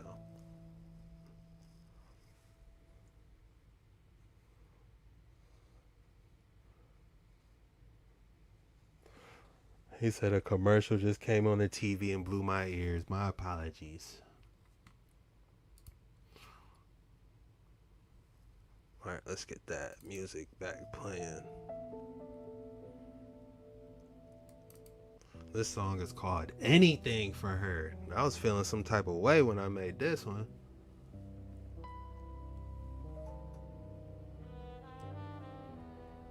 All right, let's keep it going. Mode, you travel X distance in so much time, which is what determines your velocity. However, if you're distorting time and distorting the distance, the equation no longer makes sense. It's nonsense. So essentially, because of the gravitational propulsion of the device, you can move at tremendous distances almost instantaneously. Did you ever figure out, or did they tell you where this craft came from what system or whereabouts? Well, there was documentation that they had, but you know, it was something that I couldn't verify. I knew what I was working on because I got to analyze it and you know, develop theories about it. But as far as information from other people, I don't know if the information's correct, but I assume most of it was. If in fact it was, they claim that the craft came from the Zeta Reticuli star system. It's a star system called the NET, I believe. That's visible only in the southern hemisphere, so don't buy. Welcome all the new viewers. If you're new here, please hit that like and subscribe button. It helps the channel out. If you're watching on your TV, unfortunately it's a little bit more difficult. You gotta grab your remote, click around, and you'll see like the up arrow. The like. Slap that for your boy. It helps the channel out. It helps the algorithm. Helps get this out to more like-minded people. And I just want to say thank you guys. Everyone who says encouraging words to me in the comments, who message me encouraging words, it just helps so much. And I just want to say thank you from the bottom of my heart, honestly. Bother looking at it if you're in the United States, but it's about 32 light years away, which is a tremendous distance, considering that even if you were moving at the speed of light, it would take you 32 years to get there and 32 years to get back, which of course a speed we can't even attain now. Of course, this craft obviously gets back and forth faster than that. Well, it must, and because of the assumption that number one, it's small. Number two, there's no stores for anything such as food. It doesn't appear to be any waste area. It doesn't appear to hold any cargo. So wherever it came from there really fast. You know, that's why another reason I called it the sport model. It has no luggage space. Kind of like a dragster. Exactly. It's got no trunk, it's got no bathroom, it's right. got no bed. It's got one specific function to get from one place to the other as fast as possible, and that's what this looked like it did. Sounds good. When were you taken off this project, or did you just quit the project, or did the project get completed? Now we're into a long story. I never specifically quit. A problem formed, and I don't know if you want to go into a long dissertation here, but it was I really don't know how to explain it. A problem formed from, you took some people out. A dissertation, I love that word. What does that even mean? I don't even know what it means, but I feel like I had to say it a couple of times. I gotta type in dissertation real quick.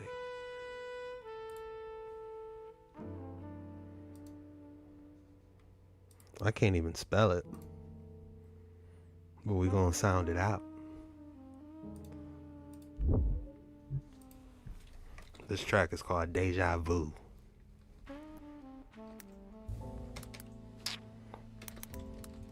Dissertation.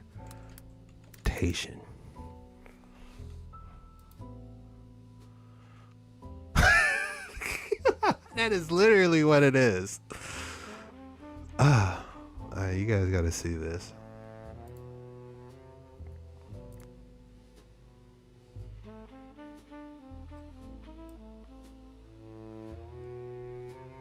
A dissertation is the lengthy original and independent research document of ranging over 150 to 300 pages, over 40,000 to 90,000 words, that serves as a final critical requirement for a doctoral degree. A dissertation. On that moon subject, that was a dissertation. I enjoyed that.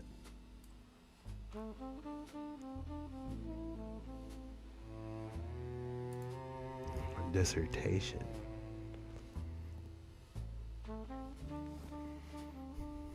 Man, I gotta present this dissertation on moon ancient battles. What a YouTube headline. I wish I can get away with that, or I would. Ancient moon battle dissertation. That might be my album cover. Moon battle dissertation.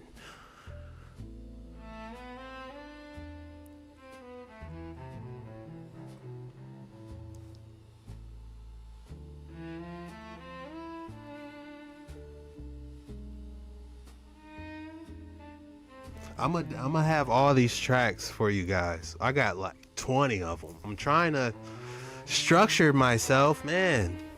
Pumping these videos out, doing these live, it's not easy.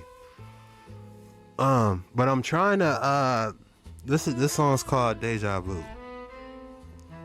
And I'm trying to get so you guys can download them for free, a way you guys can listen to them.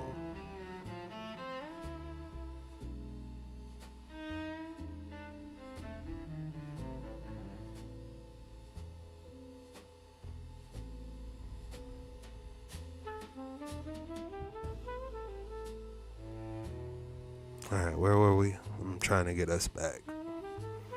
I need some water. This is not easy.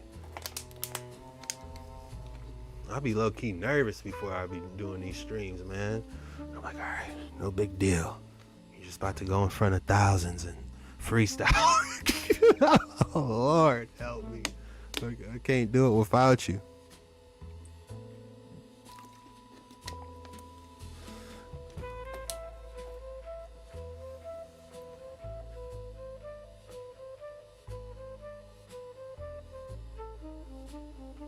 Alright, let's keep it going.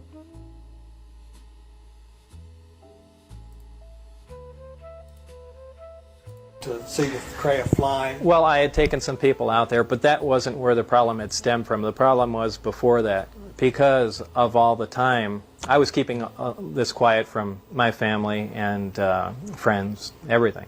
A lot of times I had to leave during the night. At the time, my wife obviously thought that I was running around with someone. Now, I had given permission during a lot of the security clearances to monitor my telephone, my mail, everything. I gave written permission for that. And as months went by, my wife started having an affair. Now, they were monitoring this and knew about it, but I didn't. And because they saw potential for an emotional instability, they didn't want anyone, they wanted the situation to resolve itself. So they stopped me from coming out to work. Some time went by, and then I began to get a little concerned that now I have all this information that I don't know. How can you make this up is what I'm asking myself. don't want me coming out there anymore. And this is when I started to bring a couple friends out to show them what was going on in case something actually happened to me. What you are looking at is extremely rare footage of the ice wall. Notice I didn't say Antarctica, because the truth of Antarctica and the ice wall is that it's not necessarily really just a continent. There's a lot more to it. Now you may be thinking, that's insane, man. What do the experts say about this? Well, let me put some thoughts into your head about what really the ice wall, or rather Antarctica, could be. This is your ice wall. This is our known world, and this is a wall of ice that surrounds it. And by the way, it isn't just a bunch of new, strange people with pyramid hats. Where's my pyramid tinfoil hat? It isn't just new people thinking this. This was believed for thousands of years, how our Earth really is, and that there's... He's blocking all types of photons, all types of skull-to-voice technology, all the Wi-Fi, what's it called? I forgot what it is, where your router can see everything. He's blocking all that. As long as he has that hat on, that Magneto helmet. We got to stop calling it tinfoil hats, and we got to start calling it the Magneto helmet. You know, because it's not funny anymore. They hacking our biofields, you know, and they can watch our dreams. On Prometheus, there's a scene where the dude was watching her dream, the AI robot. I don't know if you've seen Prometheus. Let me drop it in the chat below. But there was a scene. Let me turn my chat up so we can get to talking about this. There was a scene where the AI robot, David was his name. This is definitely worth a watch if you haven't seen the movie Prometheus. And the AI robot basically was seeing her dreams. So it's like, do you gotta sleep with this thing on now to have total privacy? Do you need a Magneto helmet, you know, so you can protect yourself from these dream hacking? Yeah, David ain't no joke. David will David's a demon.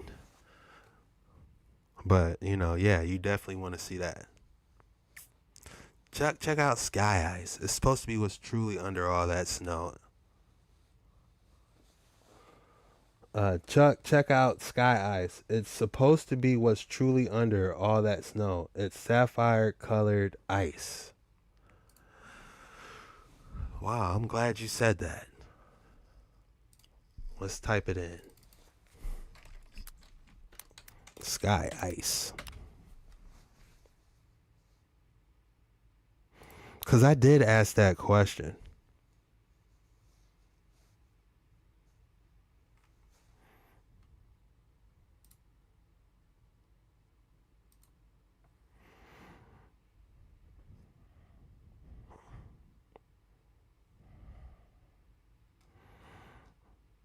So basically they're saying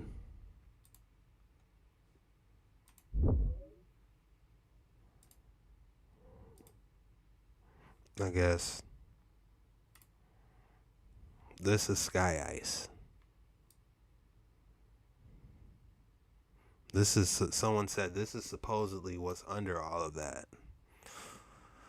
And it would make sense. You couldn't get around it because, you know, it's all frozen, right? Or I don't know.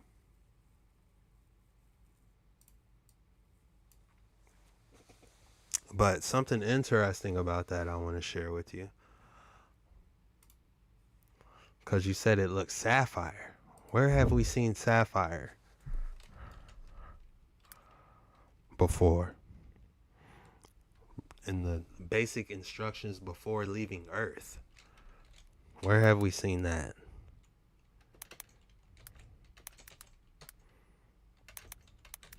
Sapphire. Oh, where's the music, y'all? How come y'all ain't say nothing? You supposed to been said something. As soon as the music's going, you're like, Chuck, music. Remind me. I need help. Sapphire.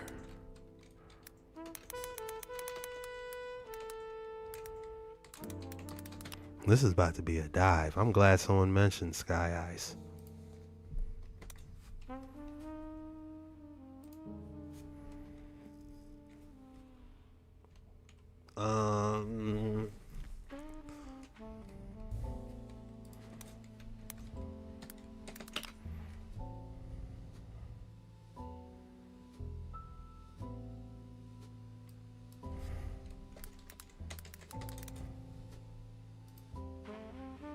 Ezekiel 122. How interesting is this? Ezekiel might be my favorite chapter.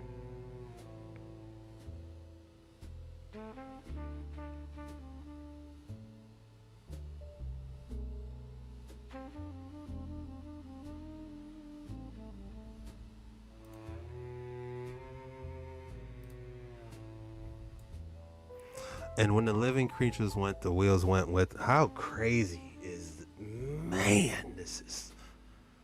And when the living creatures went, the wheels went with them. And when the living creatures were lifted up from the earth, the wheels were lifted. Wherever the spirit was to go, they went, thither their spirit to go. And the wheels were lifted up against them, and the spirit of the living creature was in the wheels. So this could be describing an Ophanim, a Seraphim, or this, do I dare say, a UFO? When those went, these went. And when these stood, these stood. And when we were lifted up from the earth, the wheels were lifted up against them. For the spirit of the living creature was in the wheels, and the likeness of the firmament was upon their heads. Of the living creature was the color of the terrible crystal. That's why we did this. Stretched forth from above their heads. 22 contacts. And under the firmament were their wings straight, the one towards the other and the other two. So it has wings, so it couldn't have been a UFO.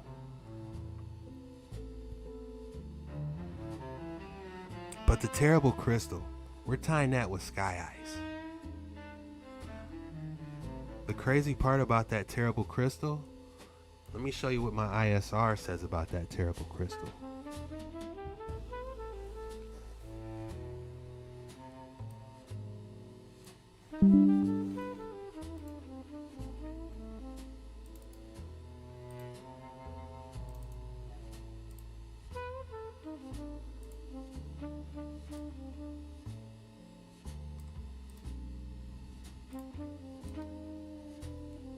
Sky ice, right?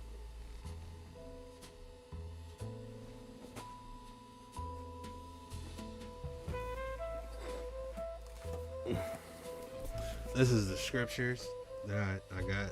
It's called the ISR. And basically, you can download this for free, by the way. All you gotta do is type in Google ISR, and you can get it for free. And what's so interesting about this version is that it has the real name, the YHWH, the Tetragrammaton. Every time God is mentioned in the book, it has the Tetragrammaton, and it mixes English in with the oldest far back they can go. Like on one side it says Judges, and over there it says Shaphatim. You know, so it's just wild that, you know, it's just so different.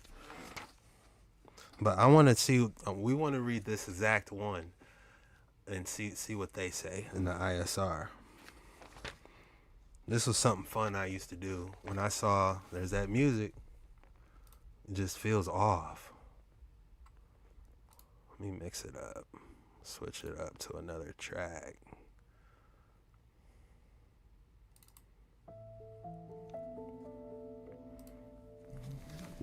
This is something I like to do. When I saw, like, you can use the Blue Letter Bible too, and you can change up the, you can look at the scripture and you can get the context in Hebrew, because it says different stuff, you know, when you go as far further back, and it just may bring new revelation to a subject, you know what I'm saying? But let's look at Ezekiel 1:22, I believe.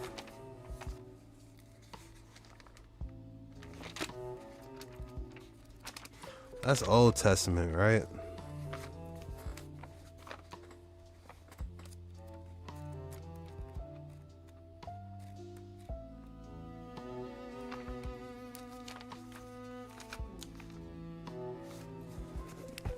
Like, look for Joshua.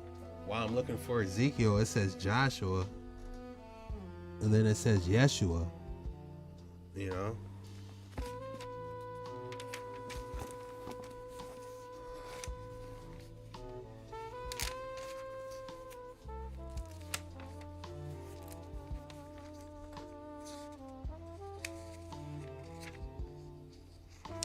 I'm not as fast as I should be. I need to spend more time in here. I know some people that can just open their Bible, bam, and be right where they're trying to go.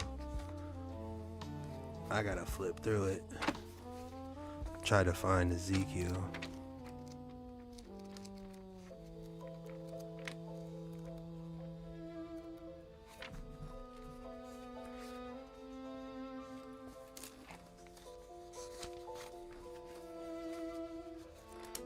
There it is. Look at Ezekiel's name. That's Ezekiel.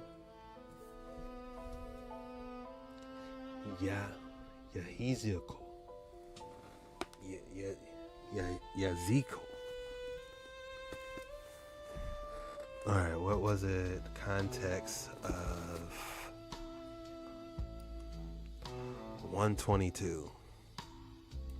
That's chapter 1, verse 22.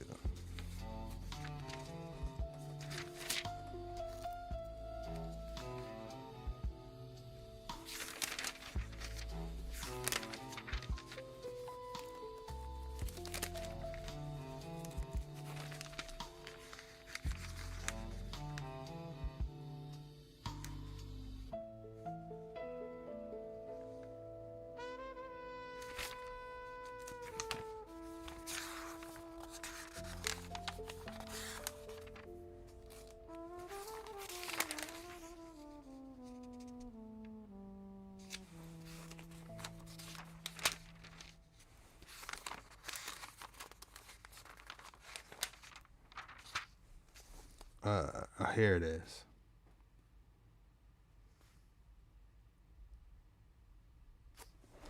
All right.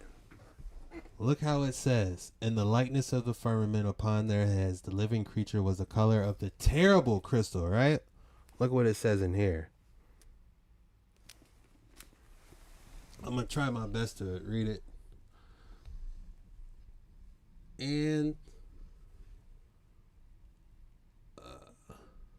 And the likeness was over their heads of the living creature, an expanse, like the appearance of an awesome creature, stretched out, awesome crystal, over their heads.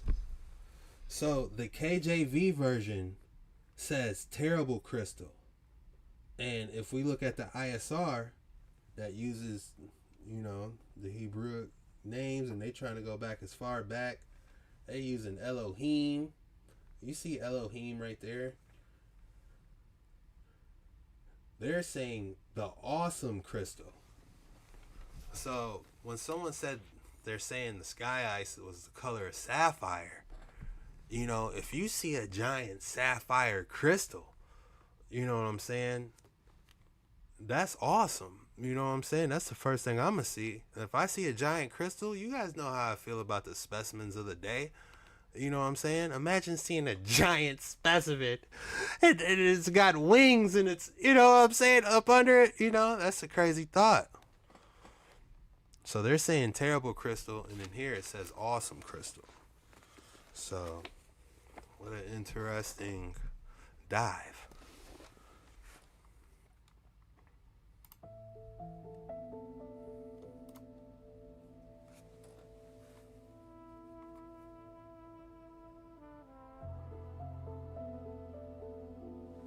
Someone said it wasn't translated, it was stripped away or lost in translation.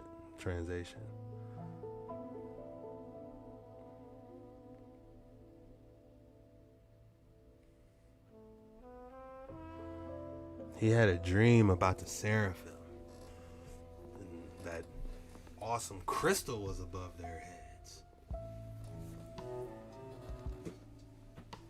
How interesting is this book? It's like all the movies are based off it. Every single movie you can think of. Star Wars, good versus evil. Anakin, they said he was supposed to be Satan when he started turning into Darth Vader.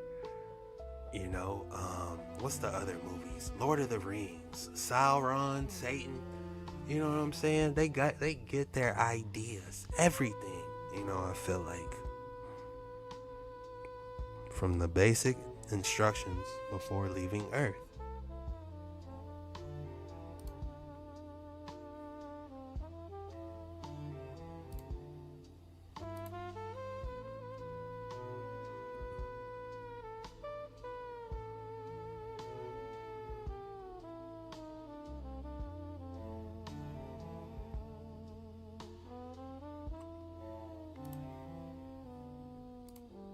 there's lands beyond. Why else is it that all these countries that allegedly are always beefing with each other somehow agree that no one should ever explore Antarctica to maintain its like purity? This is what their official story is. They want to make sure it's like a resourced area that they leave intact. But they want to save this iceberg, Antarctica, but they're fine with spraying billions of pounds of pesticides in our world that we actually inhabit, in our continents, on our continents that we inhabit. It doesn't make sense why they would all agree no one is to go to Antarctica unless you go to a couple approved spots where you can go look at penguins, you get on a cruise ship, bunch of paperwork involved. You can't just freely, even if you're a billionaire, you got all the money in the world, you got a plane full of freaking fuel, you cannot just go flying around Antarctica. You are not allowed. The Antarctic Treaty prohibits it. And if you get in a boat and you try to sneak your way to Antarctica, they have freaking monitoring systems to stop you. It is a restricted area. It is shocking to me that there could be a part of this world that is restricted access, and at such a large scale too. Now, I'm not talking about like a military base. I'm talking a freaking continent. They call it a continent. It may be one big wall of ice and there's lands beyond. A lot of people talked about this, including Admiral Byrd. If you want to hear part 2, comment for part 2 and follow for more.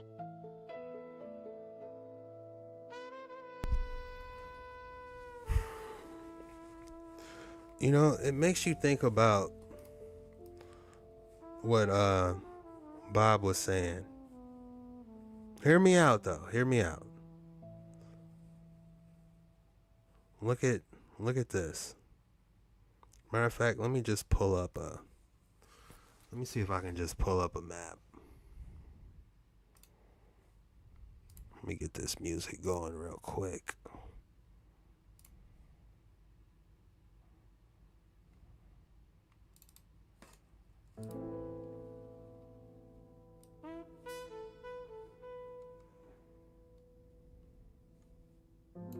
Welcome. If you guys made it to the live, we're just doing a deep dive. We're chilling. This isn't your normal episode for anyone that's new around here. You know, we're just vibing, hanging out. This is a live. And I just want to say thank you for stopping by. Be sure to hit that like and subscribe button if you haven't already.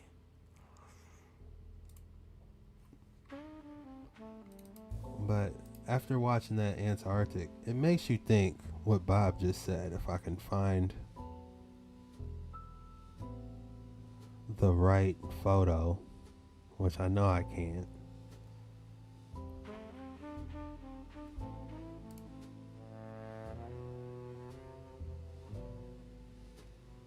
So I'm just going to have to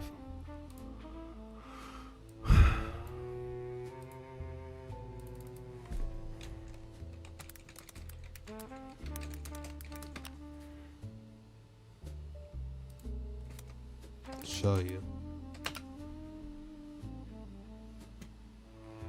Okay.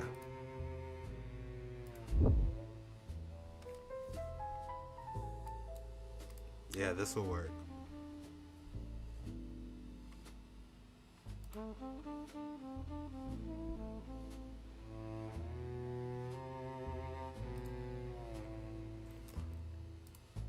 Alright guys, it makes you think about what our boy Bob was just talking about. You know, you gotta think, we got what, a F-22? Like, I don't know how long it would take for a F-22 to go from, let's just say, North America to the first edge. Like, the quickest way from North America to go to any wall. You know what I'm saying? How much jet fuel? We really don't know how big the wall is too. And, you know, if you make it over and you don't have any contact with anybody, you know, the chances of survival might be, you know, slim unless they come get you. But if we're leaving Middle Earth, right? We're talking about the jets. The jets can't make it that far, if you ask me, without refueling. You would need like an aircraft carrier to be following these jets or meeting them at the ice wall and refueling them. There's no way the jets can hold that much fuel. As a matter of fact, let's type it in. Where's my phone? I don't know where my phone is, but we're gonna type it in.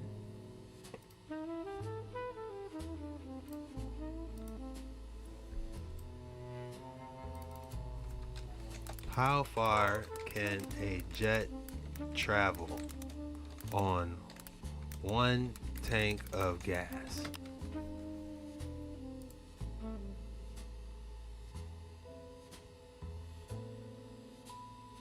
A 1,000 miles for small private jets and over 7,500 miles for long range.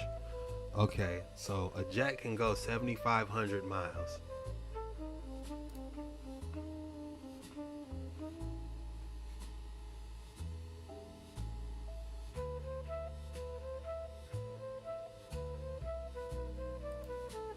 Oh yeah, the fuel hoax. Yeah.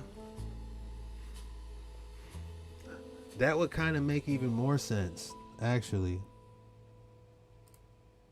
if it was a jet fuel hoax, because you wouldn't run out of fuel on your traveling. Like, say you trying to go to Aten or whatever the outer lands are.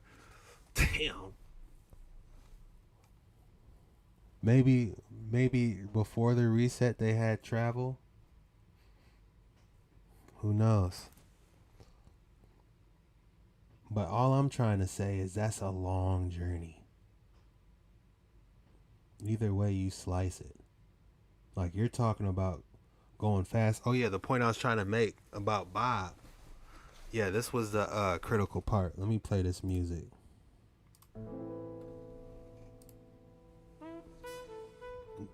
The point I was trying to make about the aircrafts, forgive me, the spaceships, they could easily travel that super fast. So when he's saying the sports model, you know, those could easily go from here to here. You know, like, it's meant for long distance travel. You know, it's just something to think about, man.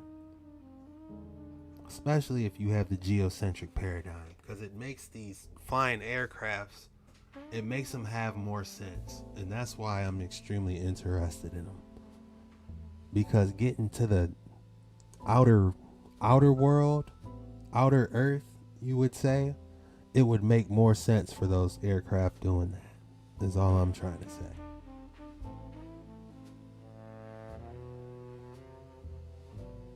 And who knows, all those different aircrafts could be visiting us from these outer lands. That's something else to think about.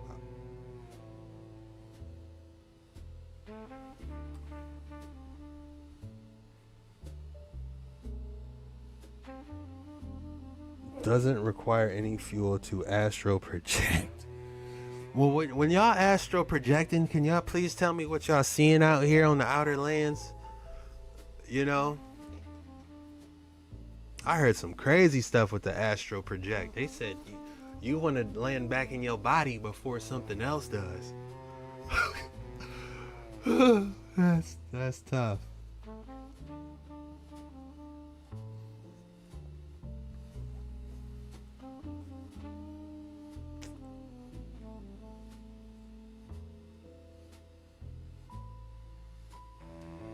Ten times bigger than the ice wall in the Game of Thrones. What an excellent reference. I haven't seen Game of Thrones in so long. It might be time to rewatch it with the remote in hand, so I can fast forward all the BS. They need to make a clean Netflix. Netflix, if you're watching, make a clean version, please. Or HBO, clean it up. Some of us like that fantasy stuff, but we don't want to see all the extra. You know, clean it up. You don't need to show it. Why? Who looks forward to that? Watching a movie, oh yeah, here it comes. No. Take it out.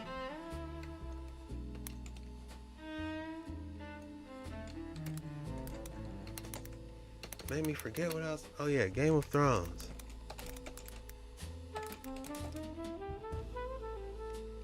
Ice wall.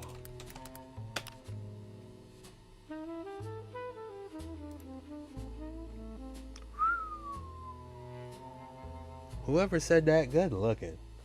James Gamble threw us a Hail Mary.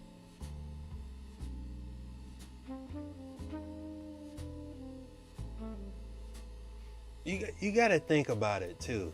You know, when they putting all that weird stuff, or even when you watch, I'll say corn. You know, when you're watching Corn on the Cob, you know, you watching, you know, another man, you know, another person. You know, it's like it's, you know, it's not a, that ain't it, man.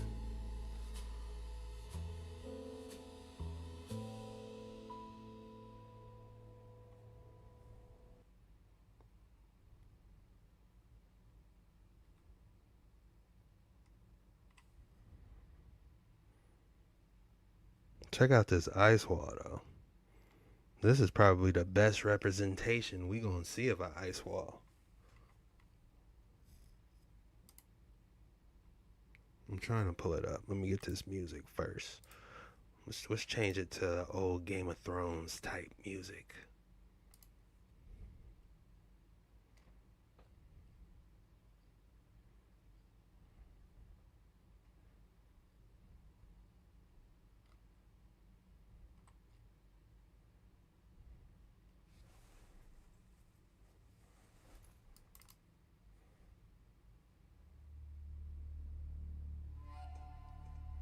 There it is.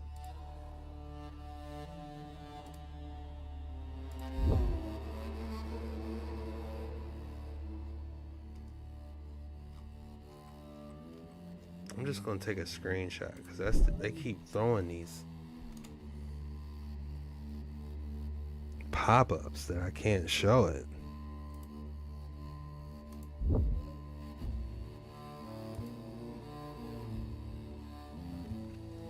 This is a decent one.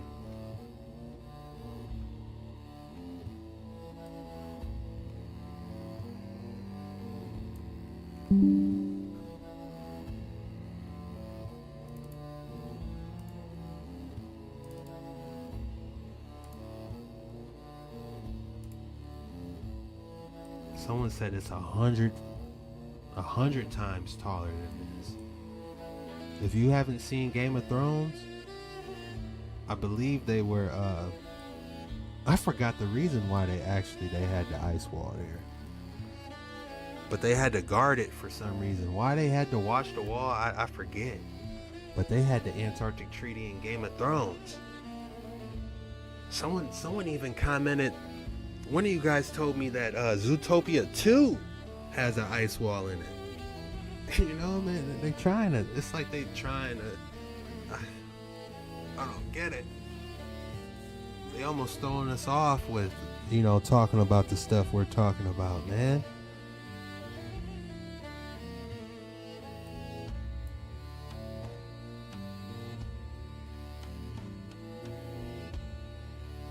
I probably have, what? Oh, it's because of the White Walkers. Oh, okay.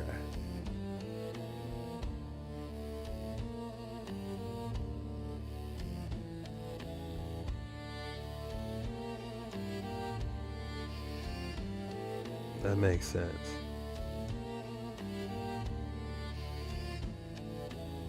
Someone said research Operation High Jump. Yeah, well, the theory goes for Operation High Jump, they had to get their entire crew on top of that wall. And they had more airplanes than everything. Because when we type in Operation High Jump,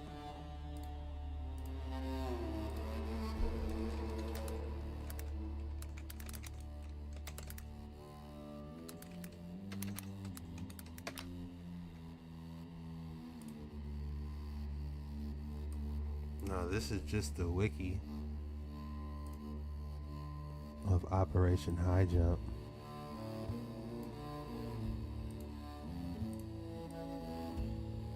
But look at what they had though.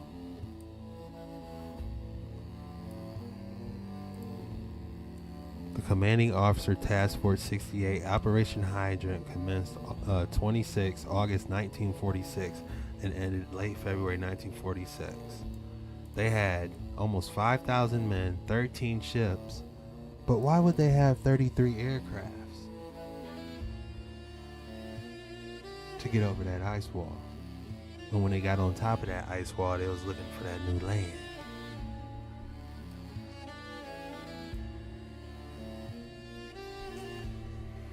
But alright, y'all, let's I wanted to get some Oregon Trail in. I wanted to try something different with us. Something fun.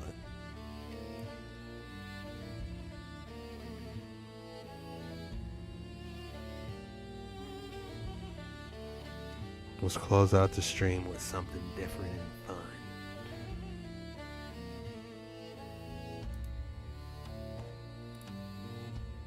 You guys remember that game back in the day, Oregon Trail?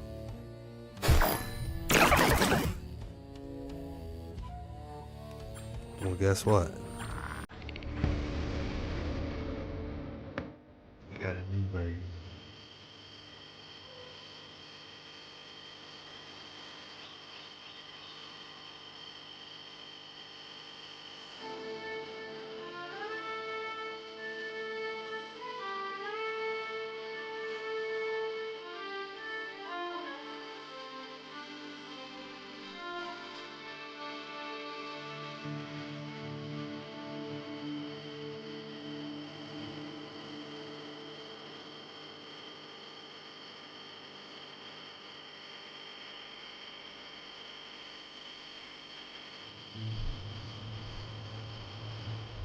Does it sound alright?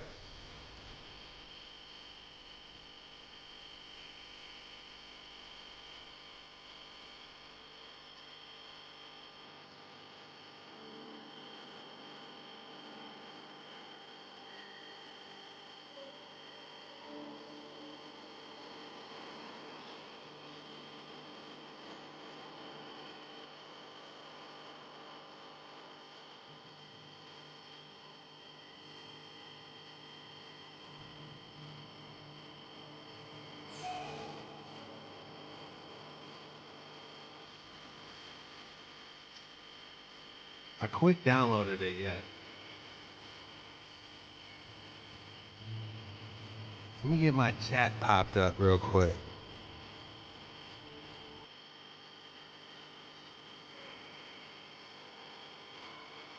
What is it? Browser?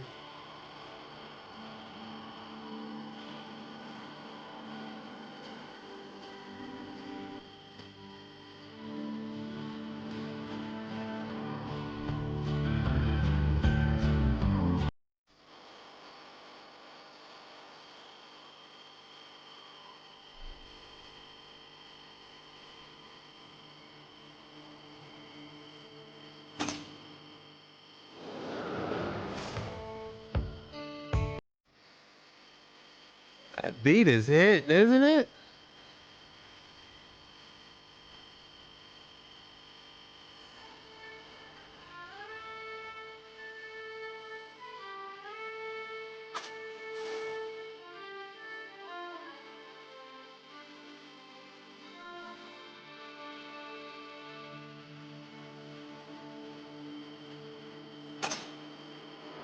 All right, y'all.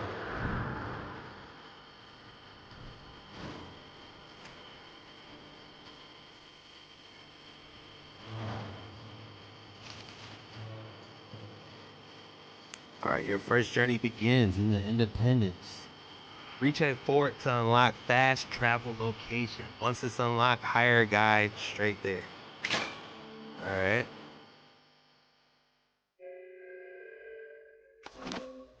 We gotta make it across. This is going to be an adventure. Will we survive?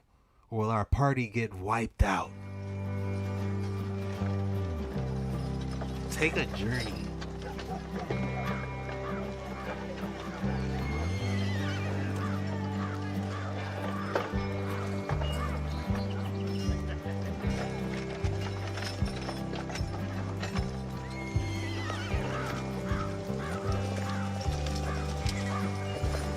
Take a journey 2,000 miles of the plains, rivers, and mountains. If some reason you don't survive, your wagon burns, or thieves steal your oxen, or you run out of provisions, or you die of caloria, don't give up. Try again and again and again.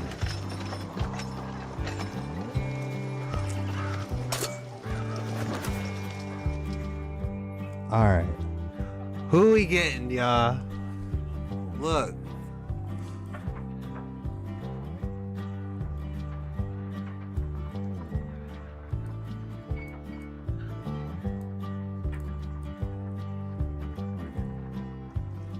Who we rocking with, y'all? Are we getting Pearl? Are we getting Chaitu or Myrtle? Which one?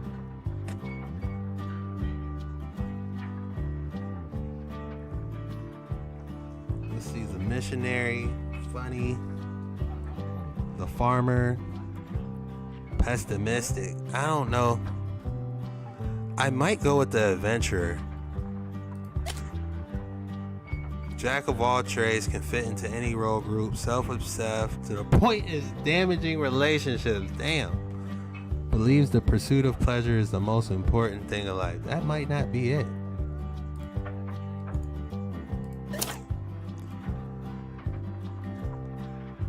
The religious farmer. Disciples of the land, farmers have wealth of knowledge about all manner of crops and animals, guided by spiritual belief. Thinks the glass is have empty, probably poison. We might go with her. Let's see, the missionary. Sent on a religious expedition, mercenaries are experienced explorers looking to spread a message. Has a hard time learning new skin, amuses everyone around them with ease. I feel like if we're trying to make it to Oregon, we're gonna need this farmer. And she comes with the harmonica, I guess.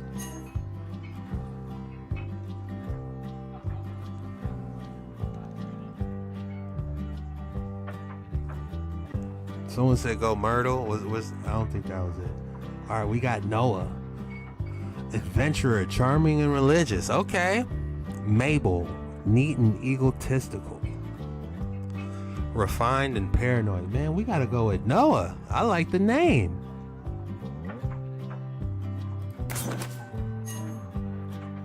All right. Let's see. We got missionary Robert, kind and funny. We got a banker that's heroic and willy. I'm thinking missionary, guys. The banker, refined and dim-witted. I'm thinking Robert.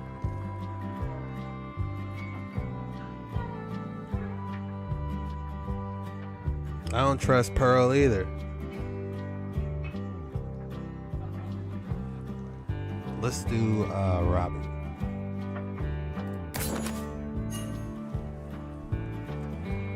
Zachariah.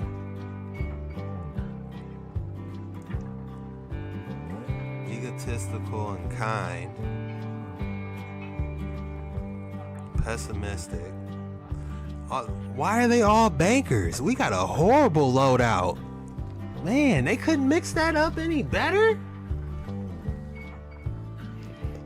And we get 50 cents.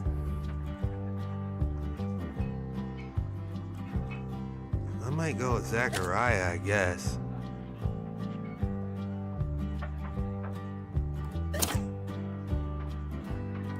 What's pugnacious mean? Inclined to aggressive behavior. Man, he is terrible.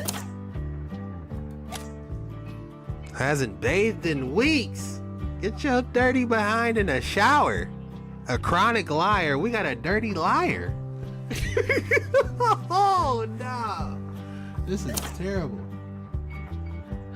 We're doomed. Caring, forgiving, pleasant to be around. I guess.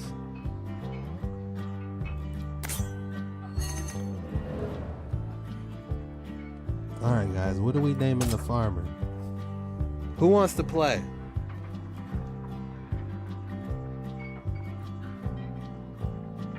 I gotta get my members in here. Who wants to be a character? Who's still on that wants to be a character?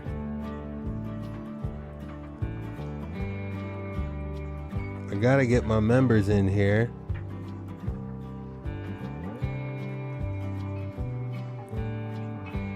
Yes, that's Commodore. I'm out.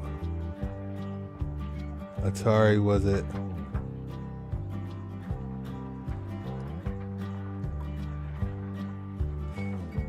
Chad. Let's get Chad in here. I'm gonna make you a good one, Chad. I'll give you Noah, Chad.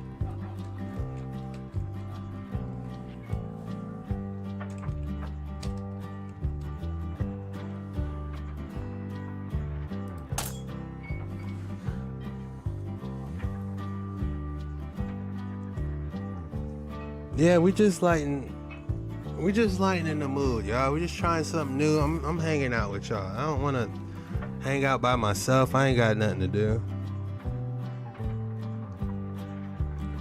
Let's get Kellen in here.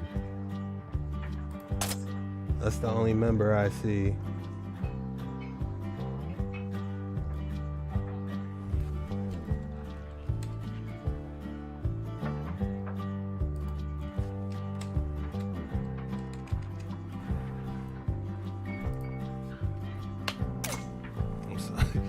Try to keep y'all alive.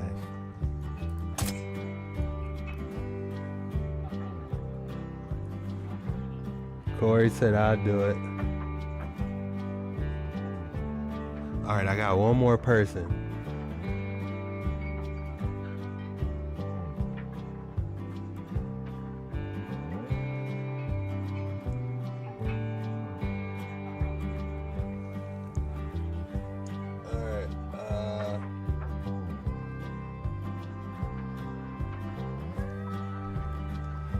I need a boy's name for, who is this? Robert.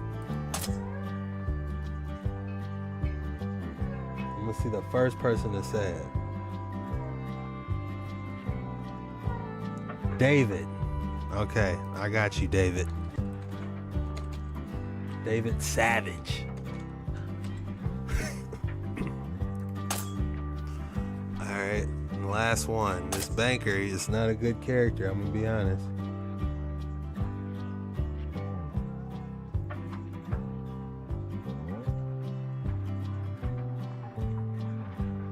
Corey? Okay.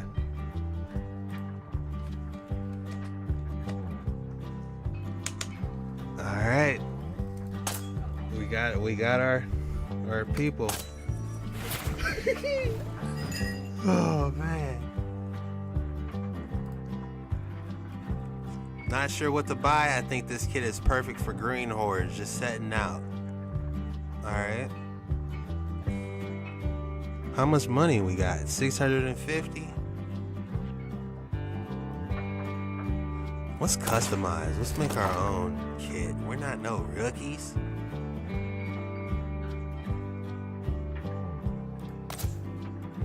Give me... Of course we're gonna need some flour.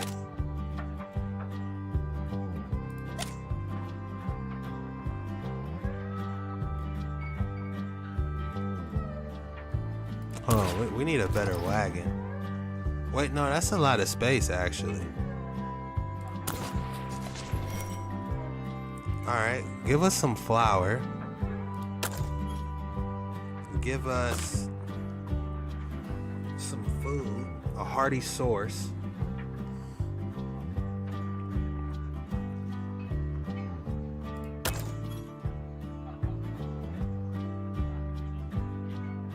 What are these?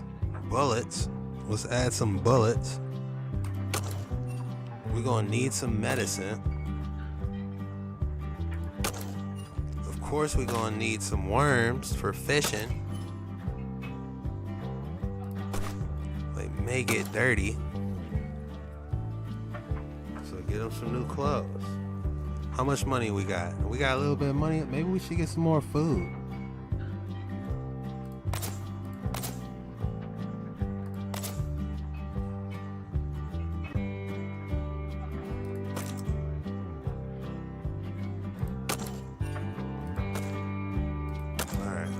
That should be good. Because we want to save some money, right? Do we got enough for another wagon? Oh, we got the medium one. Alright, that should be good, y'all.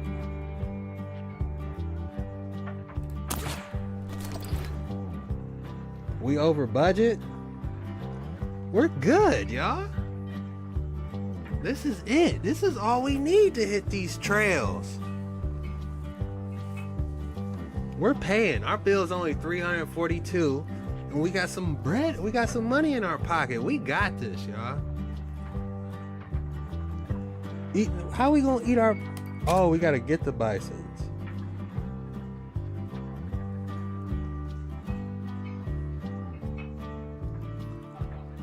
All right. Pay for your purchases and leave store.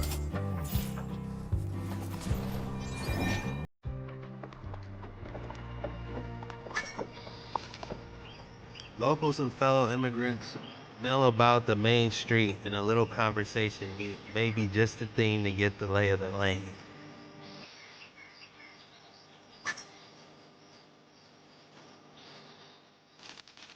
Party has heard of the famous mountain man Morris Harris is staying in town. Well, let's see what Morris has to say.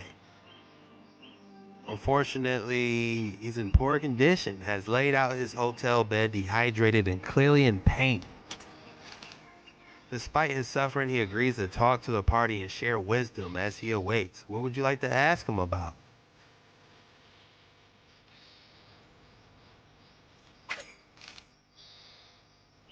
We don't want to disturb him. We'll let him rest.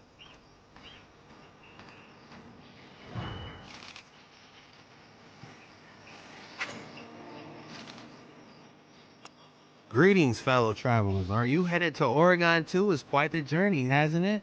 It is meant to get harder from here. Perhaps you can help me out. I met this woman. She left her family heading to Oregon. Ava was her name. You haven't met her? No, I haven't met Ava. She's incredible, radiant as the sun. Oh, buddy's in love. Twice as bright, the most beautiful thing I've ever seen. Friend, can I tell you that? Yes.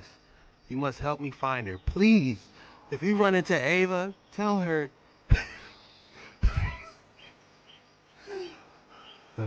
Anywhere on the trail, tell her about me. Tell her Douglas, that's me. Well, meet her at Fort Laramie. You see how hard people had to go back in the day to meet a girl? You couldn't just swipe left or right. You gotta hope she's in the next town and court her. You know? Nah, I couldn't even, man.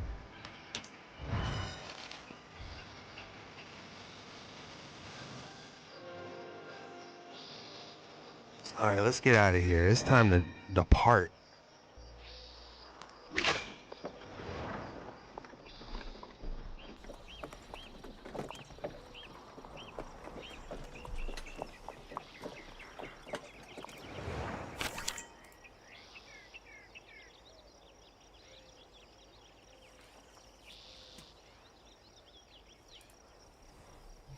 All right, we're at the Kansas River crossing.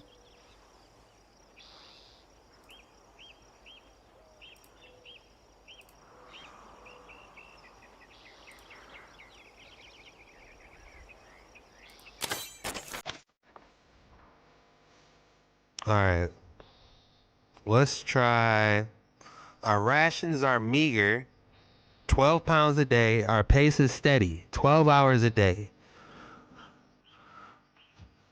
Well, let's, we can't see anything. Don't we got a map?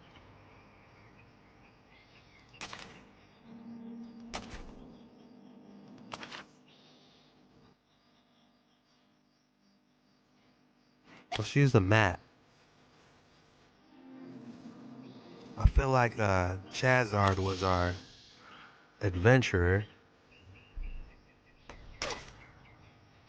Oh, that map didn't do nothing. All right, let's try here.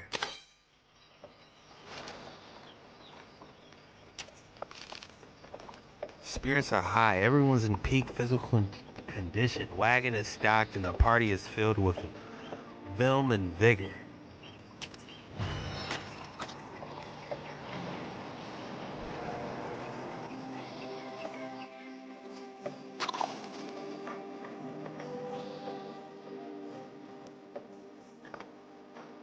An inferno fills there as 4 mosquitoes plague the party. More from the land nearby. They assault and expose the skin, cover the party in itchy bites.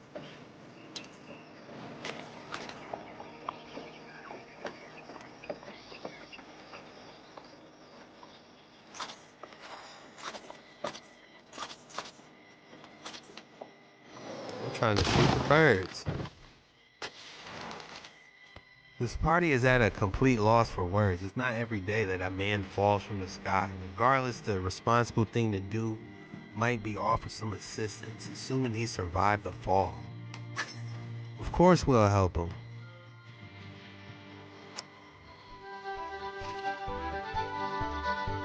Concern it all. Looks like I've run out of steam again. I knew these engines were nothing but trouble. The strange man dust himself off.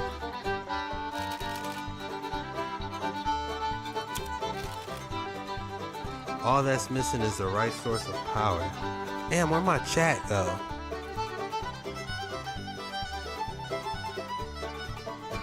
Alright, I see you guys now. Alright, let's marvel at his idea. You're quite right to be impressed. I've studied the work of Sir Clay, an English inventor that already built a working heavier air glider. Uh-oh, he's building an airship, guys.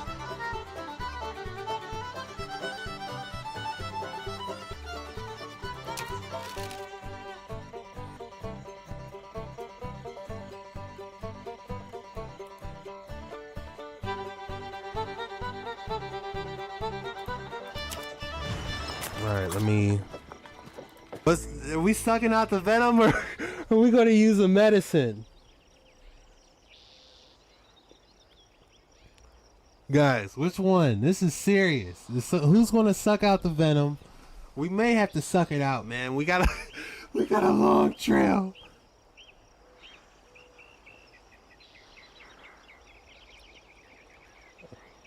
I'm gonna do suck out the venom. Kellen's got a fever. Oh, we got some clothes, don't we?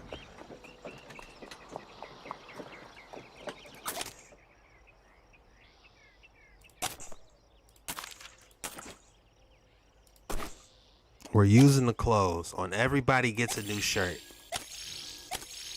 I using.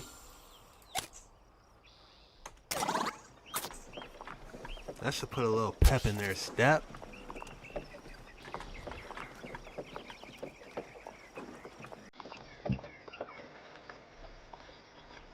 Went from 80s arcades to Mortal Kombat.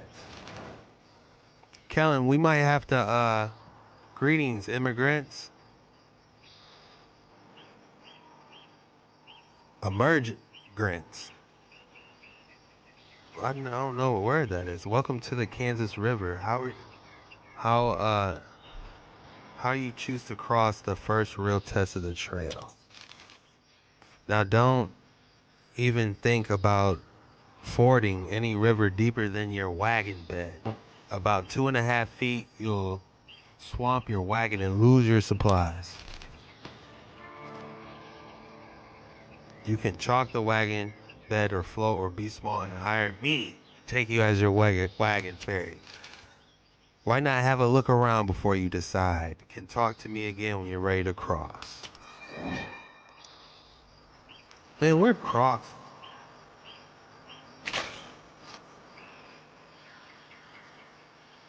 It's slow. It's only 2.1. We're 40.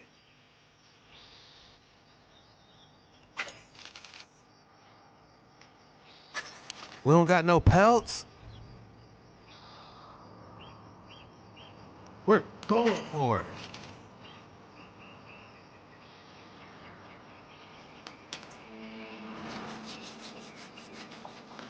I just saw the 61% at the last second. This isn't good.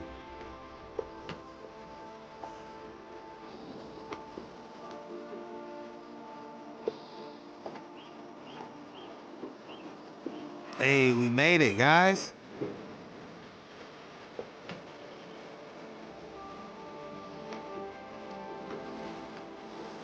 Let's go. Party scrambles up the muddy dank and returns to the trail. Let's go. We're almost there.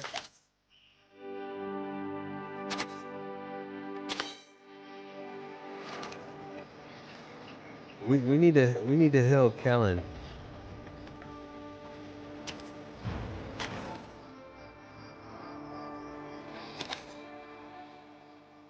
Where'd all this extra wheat come from? Man, we don't got no room for this.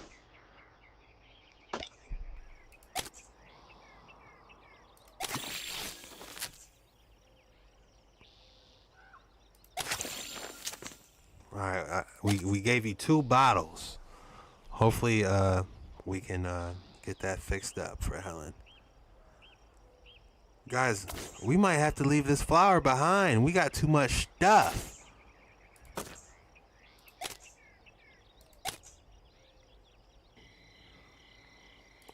Kellen, we're going fishing. I believe you were good with animals. Okay, space. Ooh, there's one.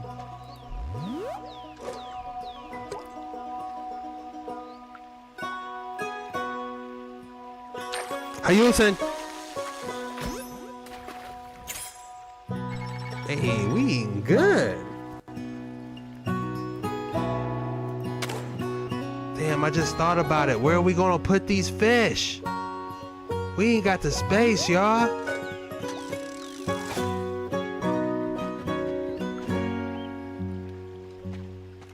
They call me a fisher of men.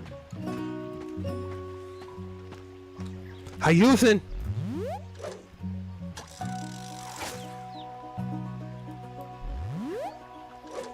How you doing?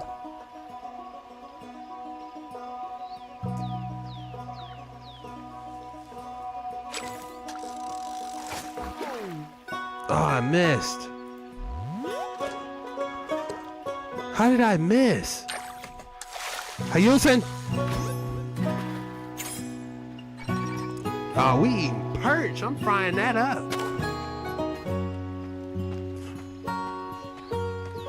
We're frying that perch up, gang. How you doing? That ain't gonna do it.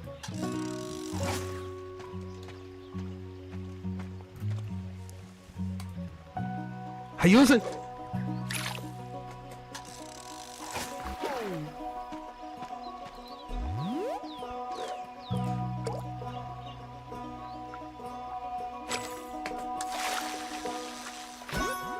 Let's go.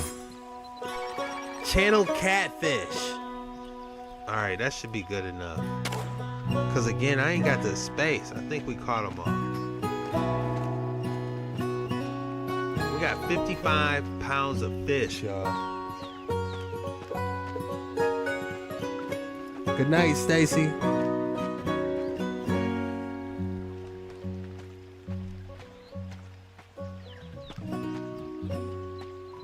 How you doing?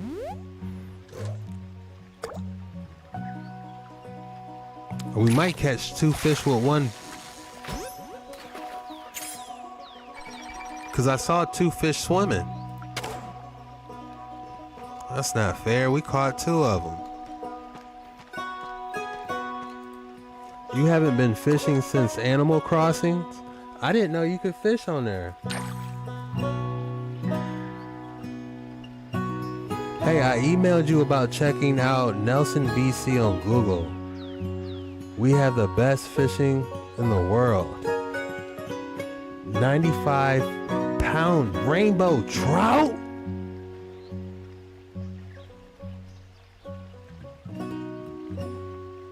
That is massive. I'd like to see a picture of that. All right, y'all, that should be good.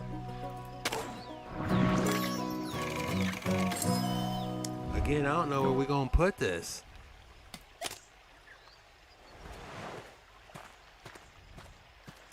She still got that fever. She holding her stomach.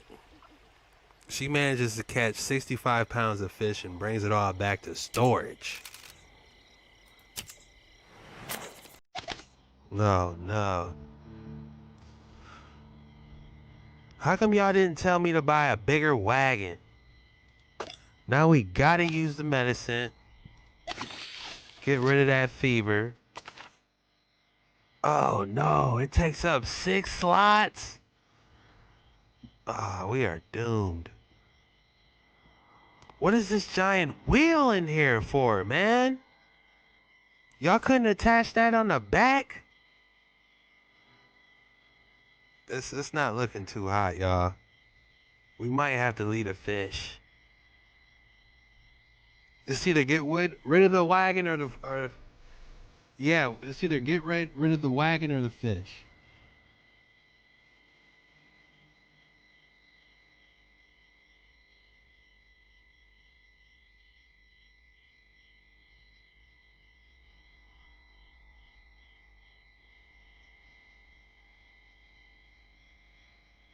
Fix the wagon? We don't gotta fix it. It's already intact because we used our wagon grease. All right, listen. We're gonna read some hums.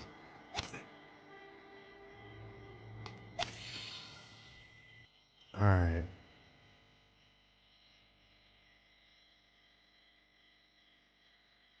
We are going to get rid of the wagon, the wheel.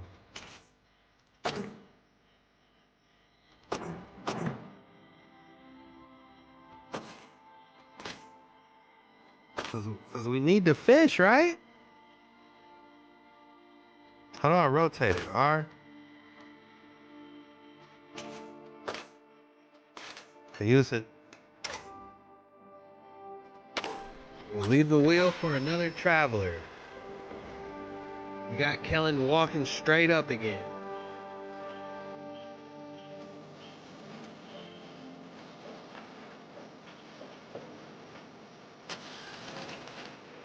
Hunting is ideally suited to those who have spent time in the wilderness, requiring a keen shooting skill and ability to track prey through challenging environments. Oh man. You know we gotta shoot some buffalo.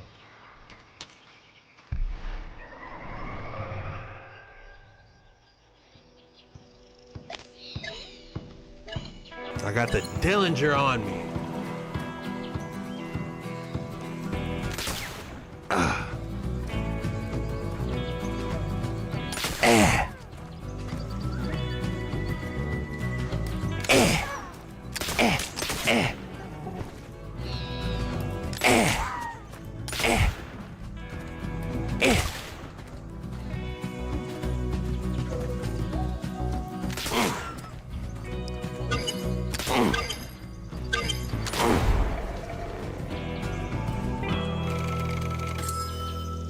We got 70 pounds.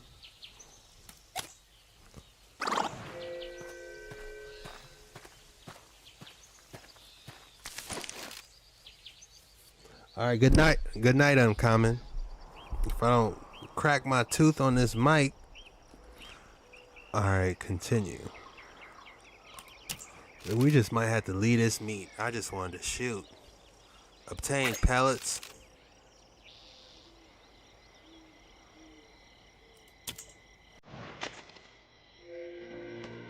Yeah, we need those. We need the pellets. We're gonna have to leave this bar behind.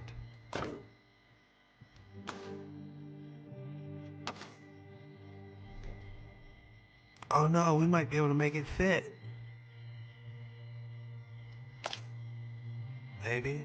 It's gonna be extremely difficult.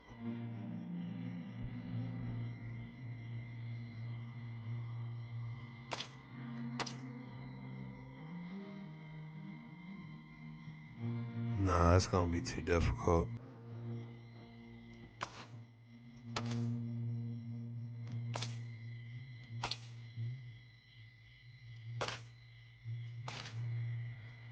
Or maybe not.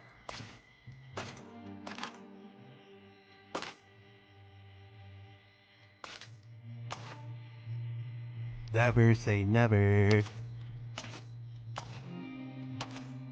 Guys, we did it. Never say never. What is that, a Justin? What's his name? Justin Bieber? Never say never.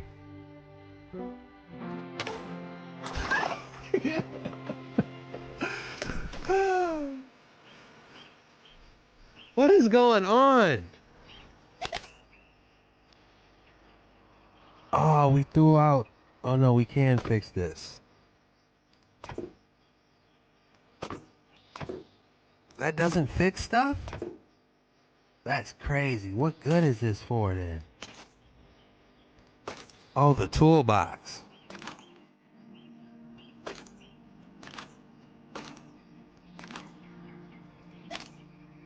Repair. Wait, no, let's try the other thing. Repair. Let's go. That was taking up so much space. That's damn near not worth it, is it? You got a giant bar in your inventory. When I could just bust out this repair pack.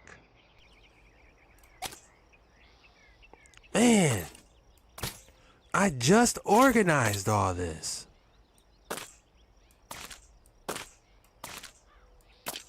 Are you saying?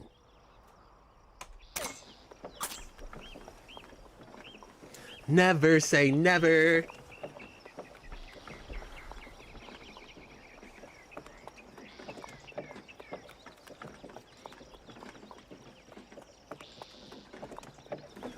Don't need tools if you need the reel. Rotate 5.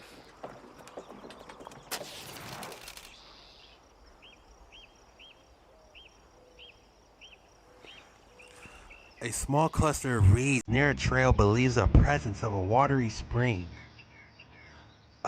Such a serendipitous find.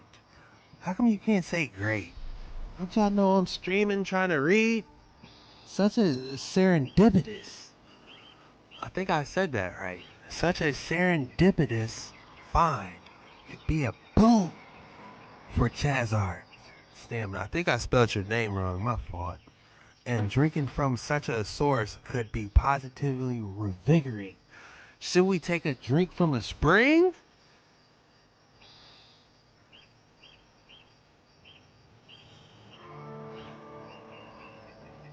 Yes. Alright, let's take a drink from this spring. Let's go. Instantly feeling refreshed from the experience. Plenty of water remains. Should we drink more of the spring? I mean, sure, why not? What? Oh no! As the water sinks into his stomach, whatever restorative benefits the water may have had are washing away in a torrent of illness. Oh my goodness. Perhaps drinking a random stagnant water. They said it was a spring! Did they not say it was a spring? Aw, they tripping. We got a medicine?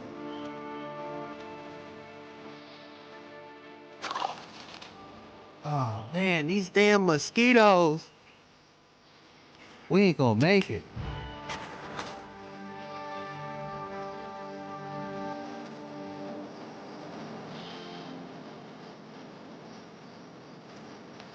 He didn't tell me. Y'all said drink it. I think it was Kellen that said drink it. I think it's Kellen's fault. Yeah, Kellen, I'm going up on chat right now. Should I drink it? Yes.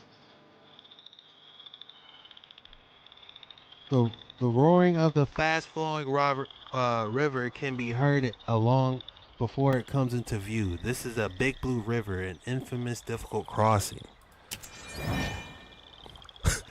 Oh my goodness. Can we trade?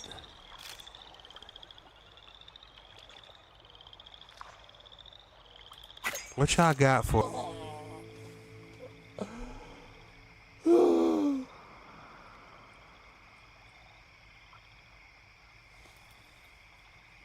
Oh my goodness.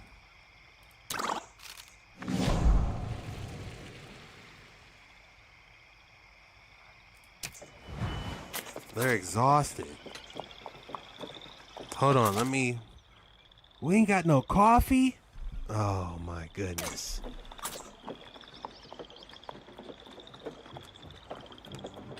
Chazar's got a broken leg. We might get robbed here. Greetings, travelers. Are you journeying to Oregon or perhaps Horse Creek? Come sit. We need a doctor, man. We ain't trying to sit. Sorry about my brother, travelers. He's very friendly, perhaps too much for his own good. You won't find anyone more reliable, though. Unfortunately, we run into a delay in our travels, and our brother is getting rather restless. You could humor him. You want us to humor you? And my boy got a broken leg. We suffering from chloria that's spreading fast. We're pushing on.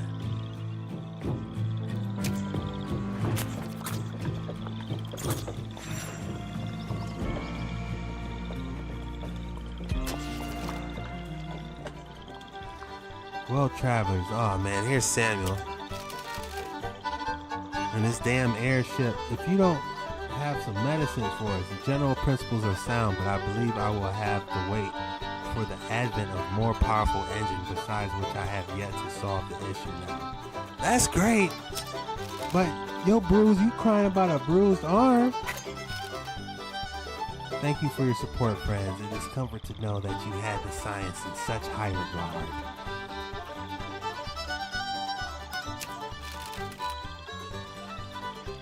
As pulling to the ground, I've heard a revelation, a vision of a wind rushing through my hair.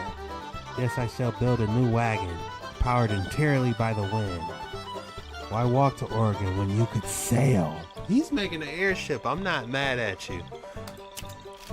Maybe a little bit for not having no medicine.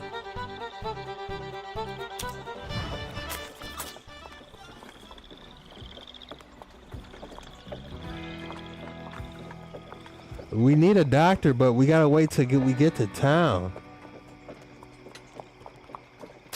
The Singularity engine. Hunting is suited for those who have spent time in the wilderness. Well, Corey, you're up to bat. Everybody else is wounded.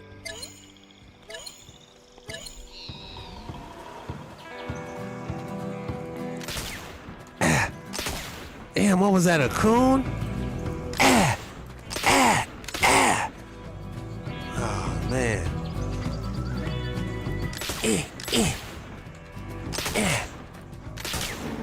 At least we got something.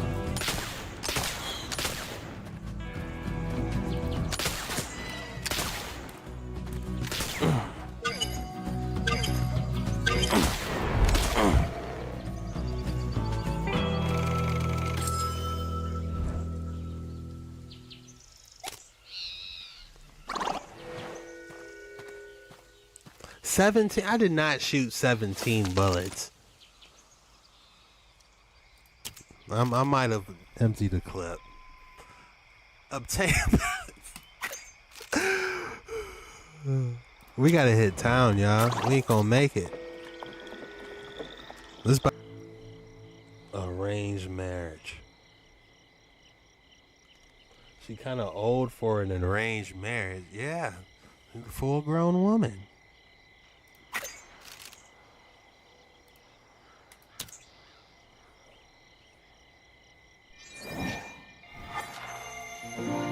Hey, we feeling better. That rest is what they needed.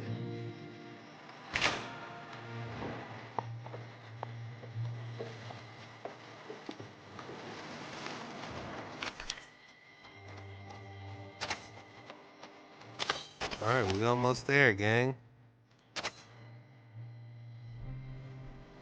Alright, y'all, we probably gonna call it here. I'm gonna save this journey though so we can continue. This has been fun, y'all. I wanted to try something a little different, but we gonna be here all night till 6 a.m. trying to get to Oregon.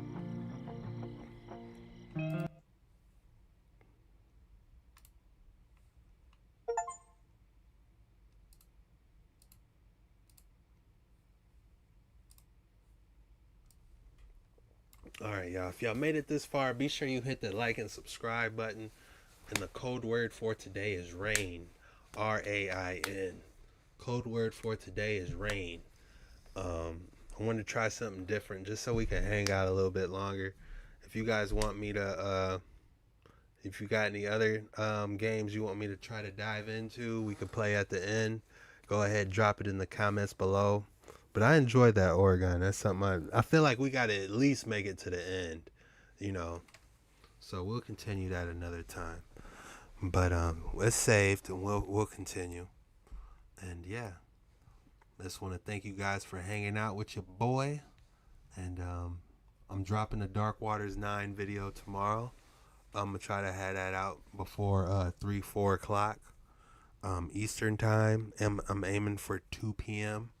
So be on the lookout for that early post. And yeah, it's your boy Jetski Chuck signing out. So I'm going to see y'all next time. Shout out to Chad. Shout out to everyone. I appreciate you guys. I appreciate that. I had fun too, guys. I'm not going to lie. I wasn't feeling the best, you know, getting on this stream. But I feel a lot better after hanging with you guys. It really helps. I need to start doing this every day so I can just feel amazing.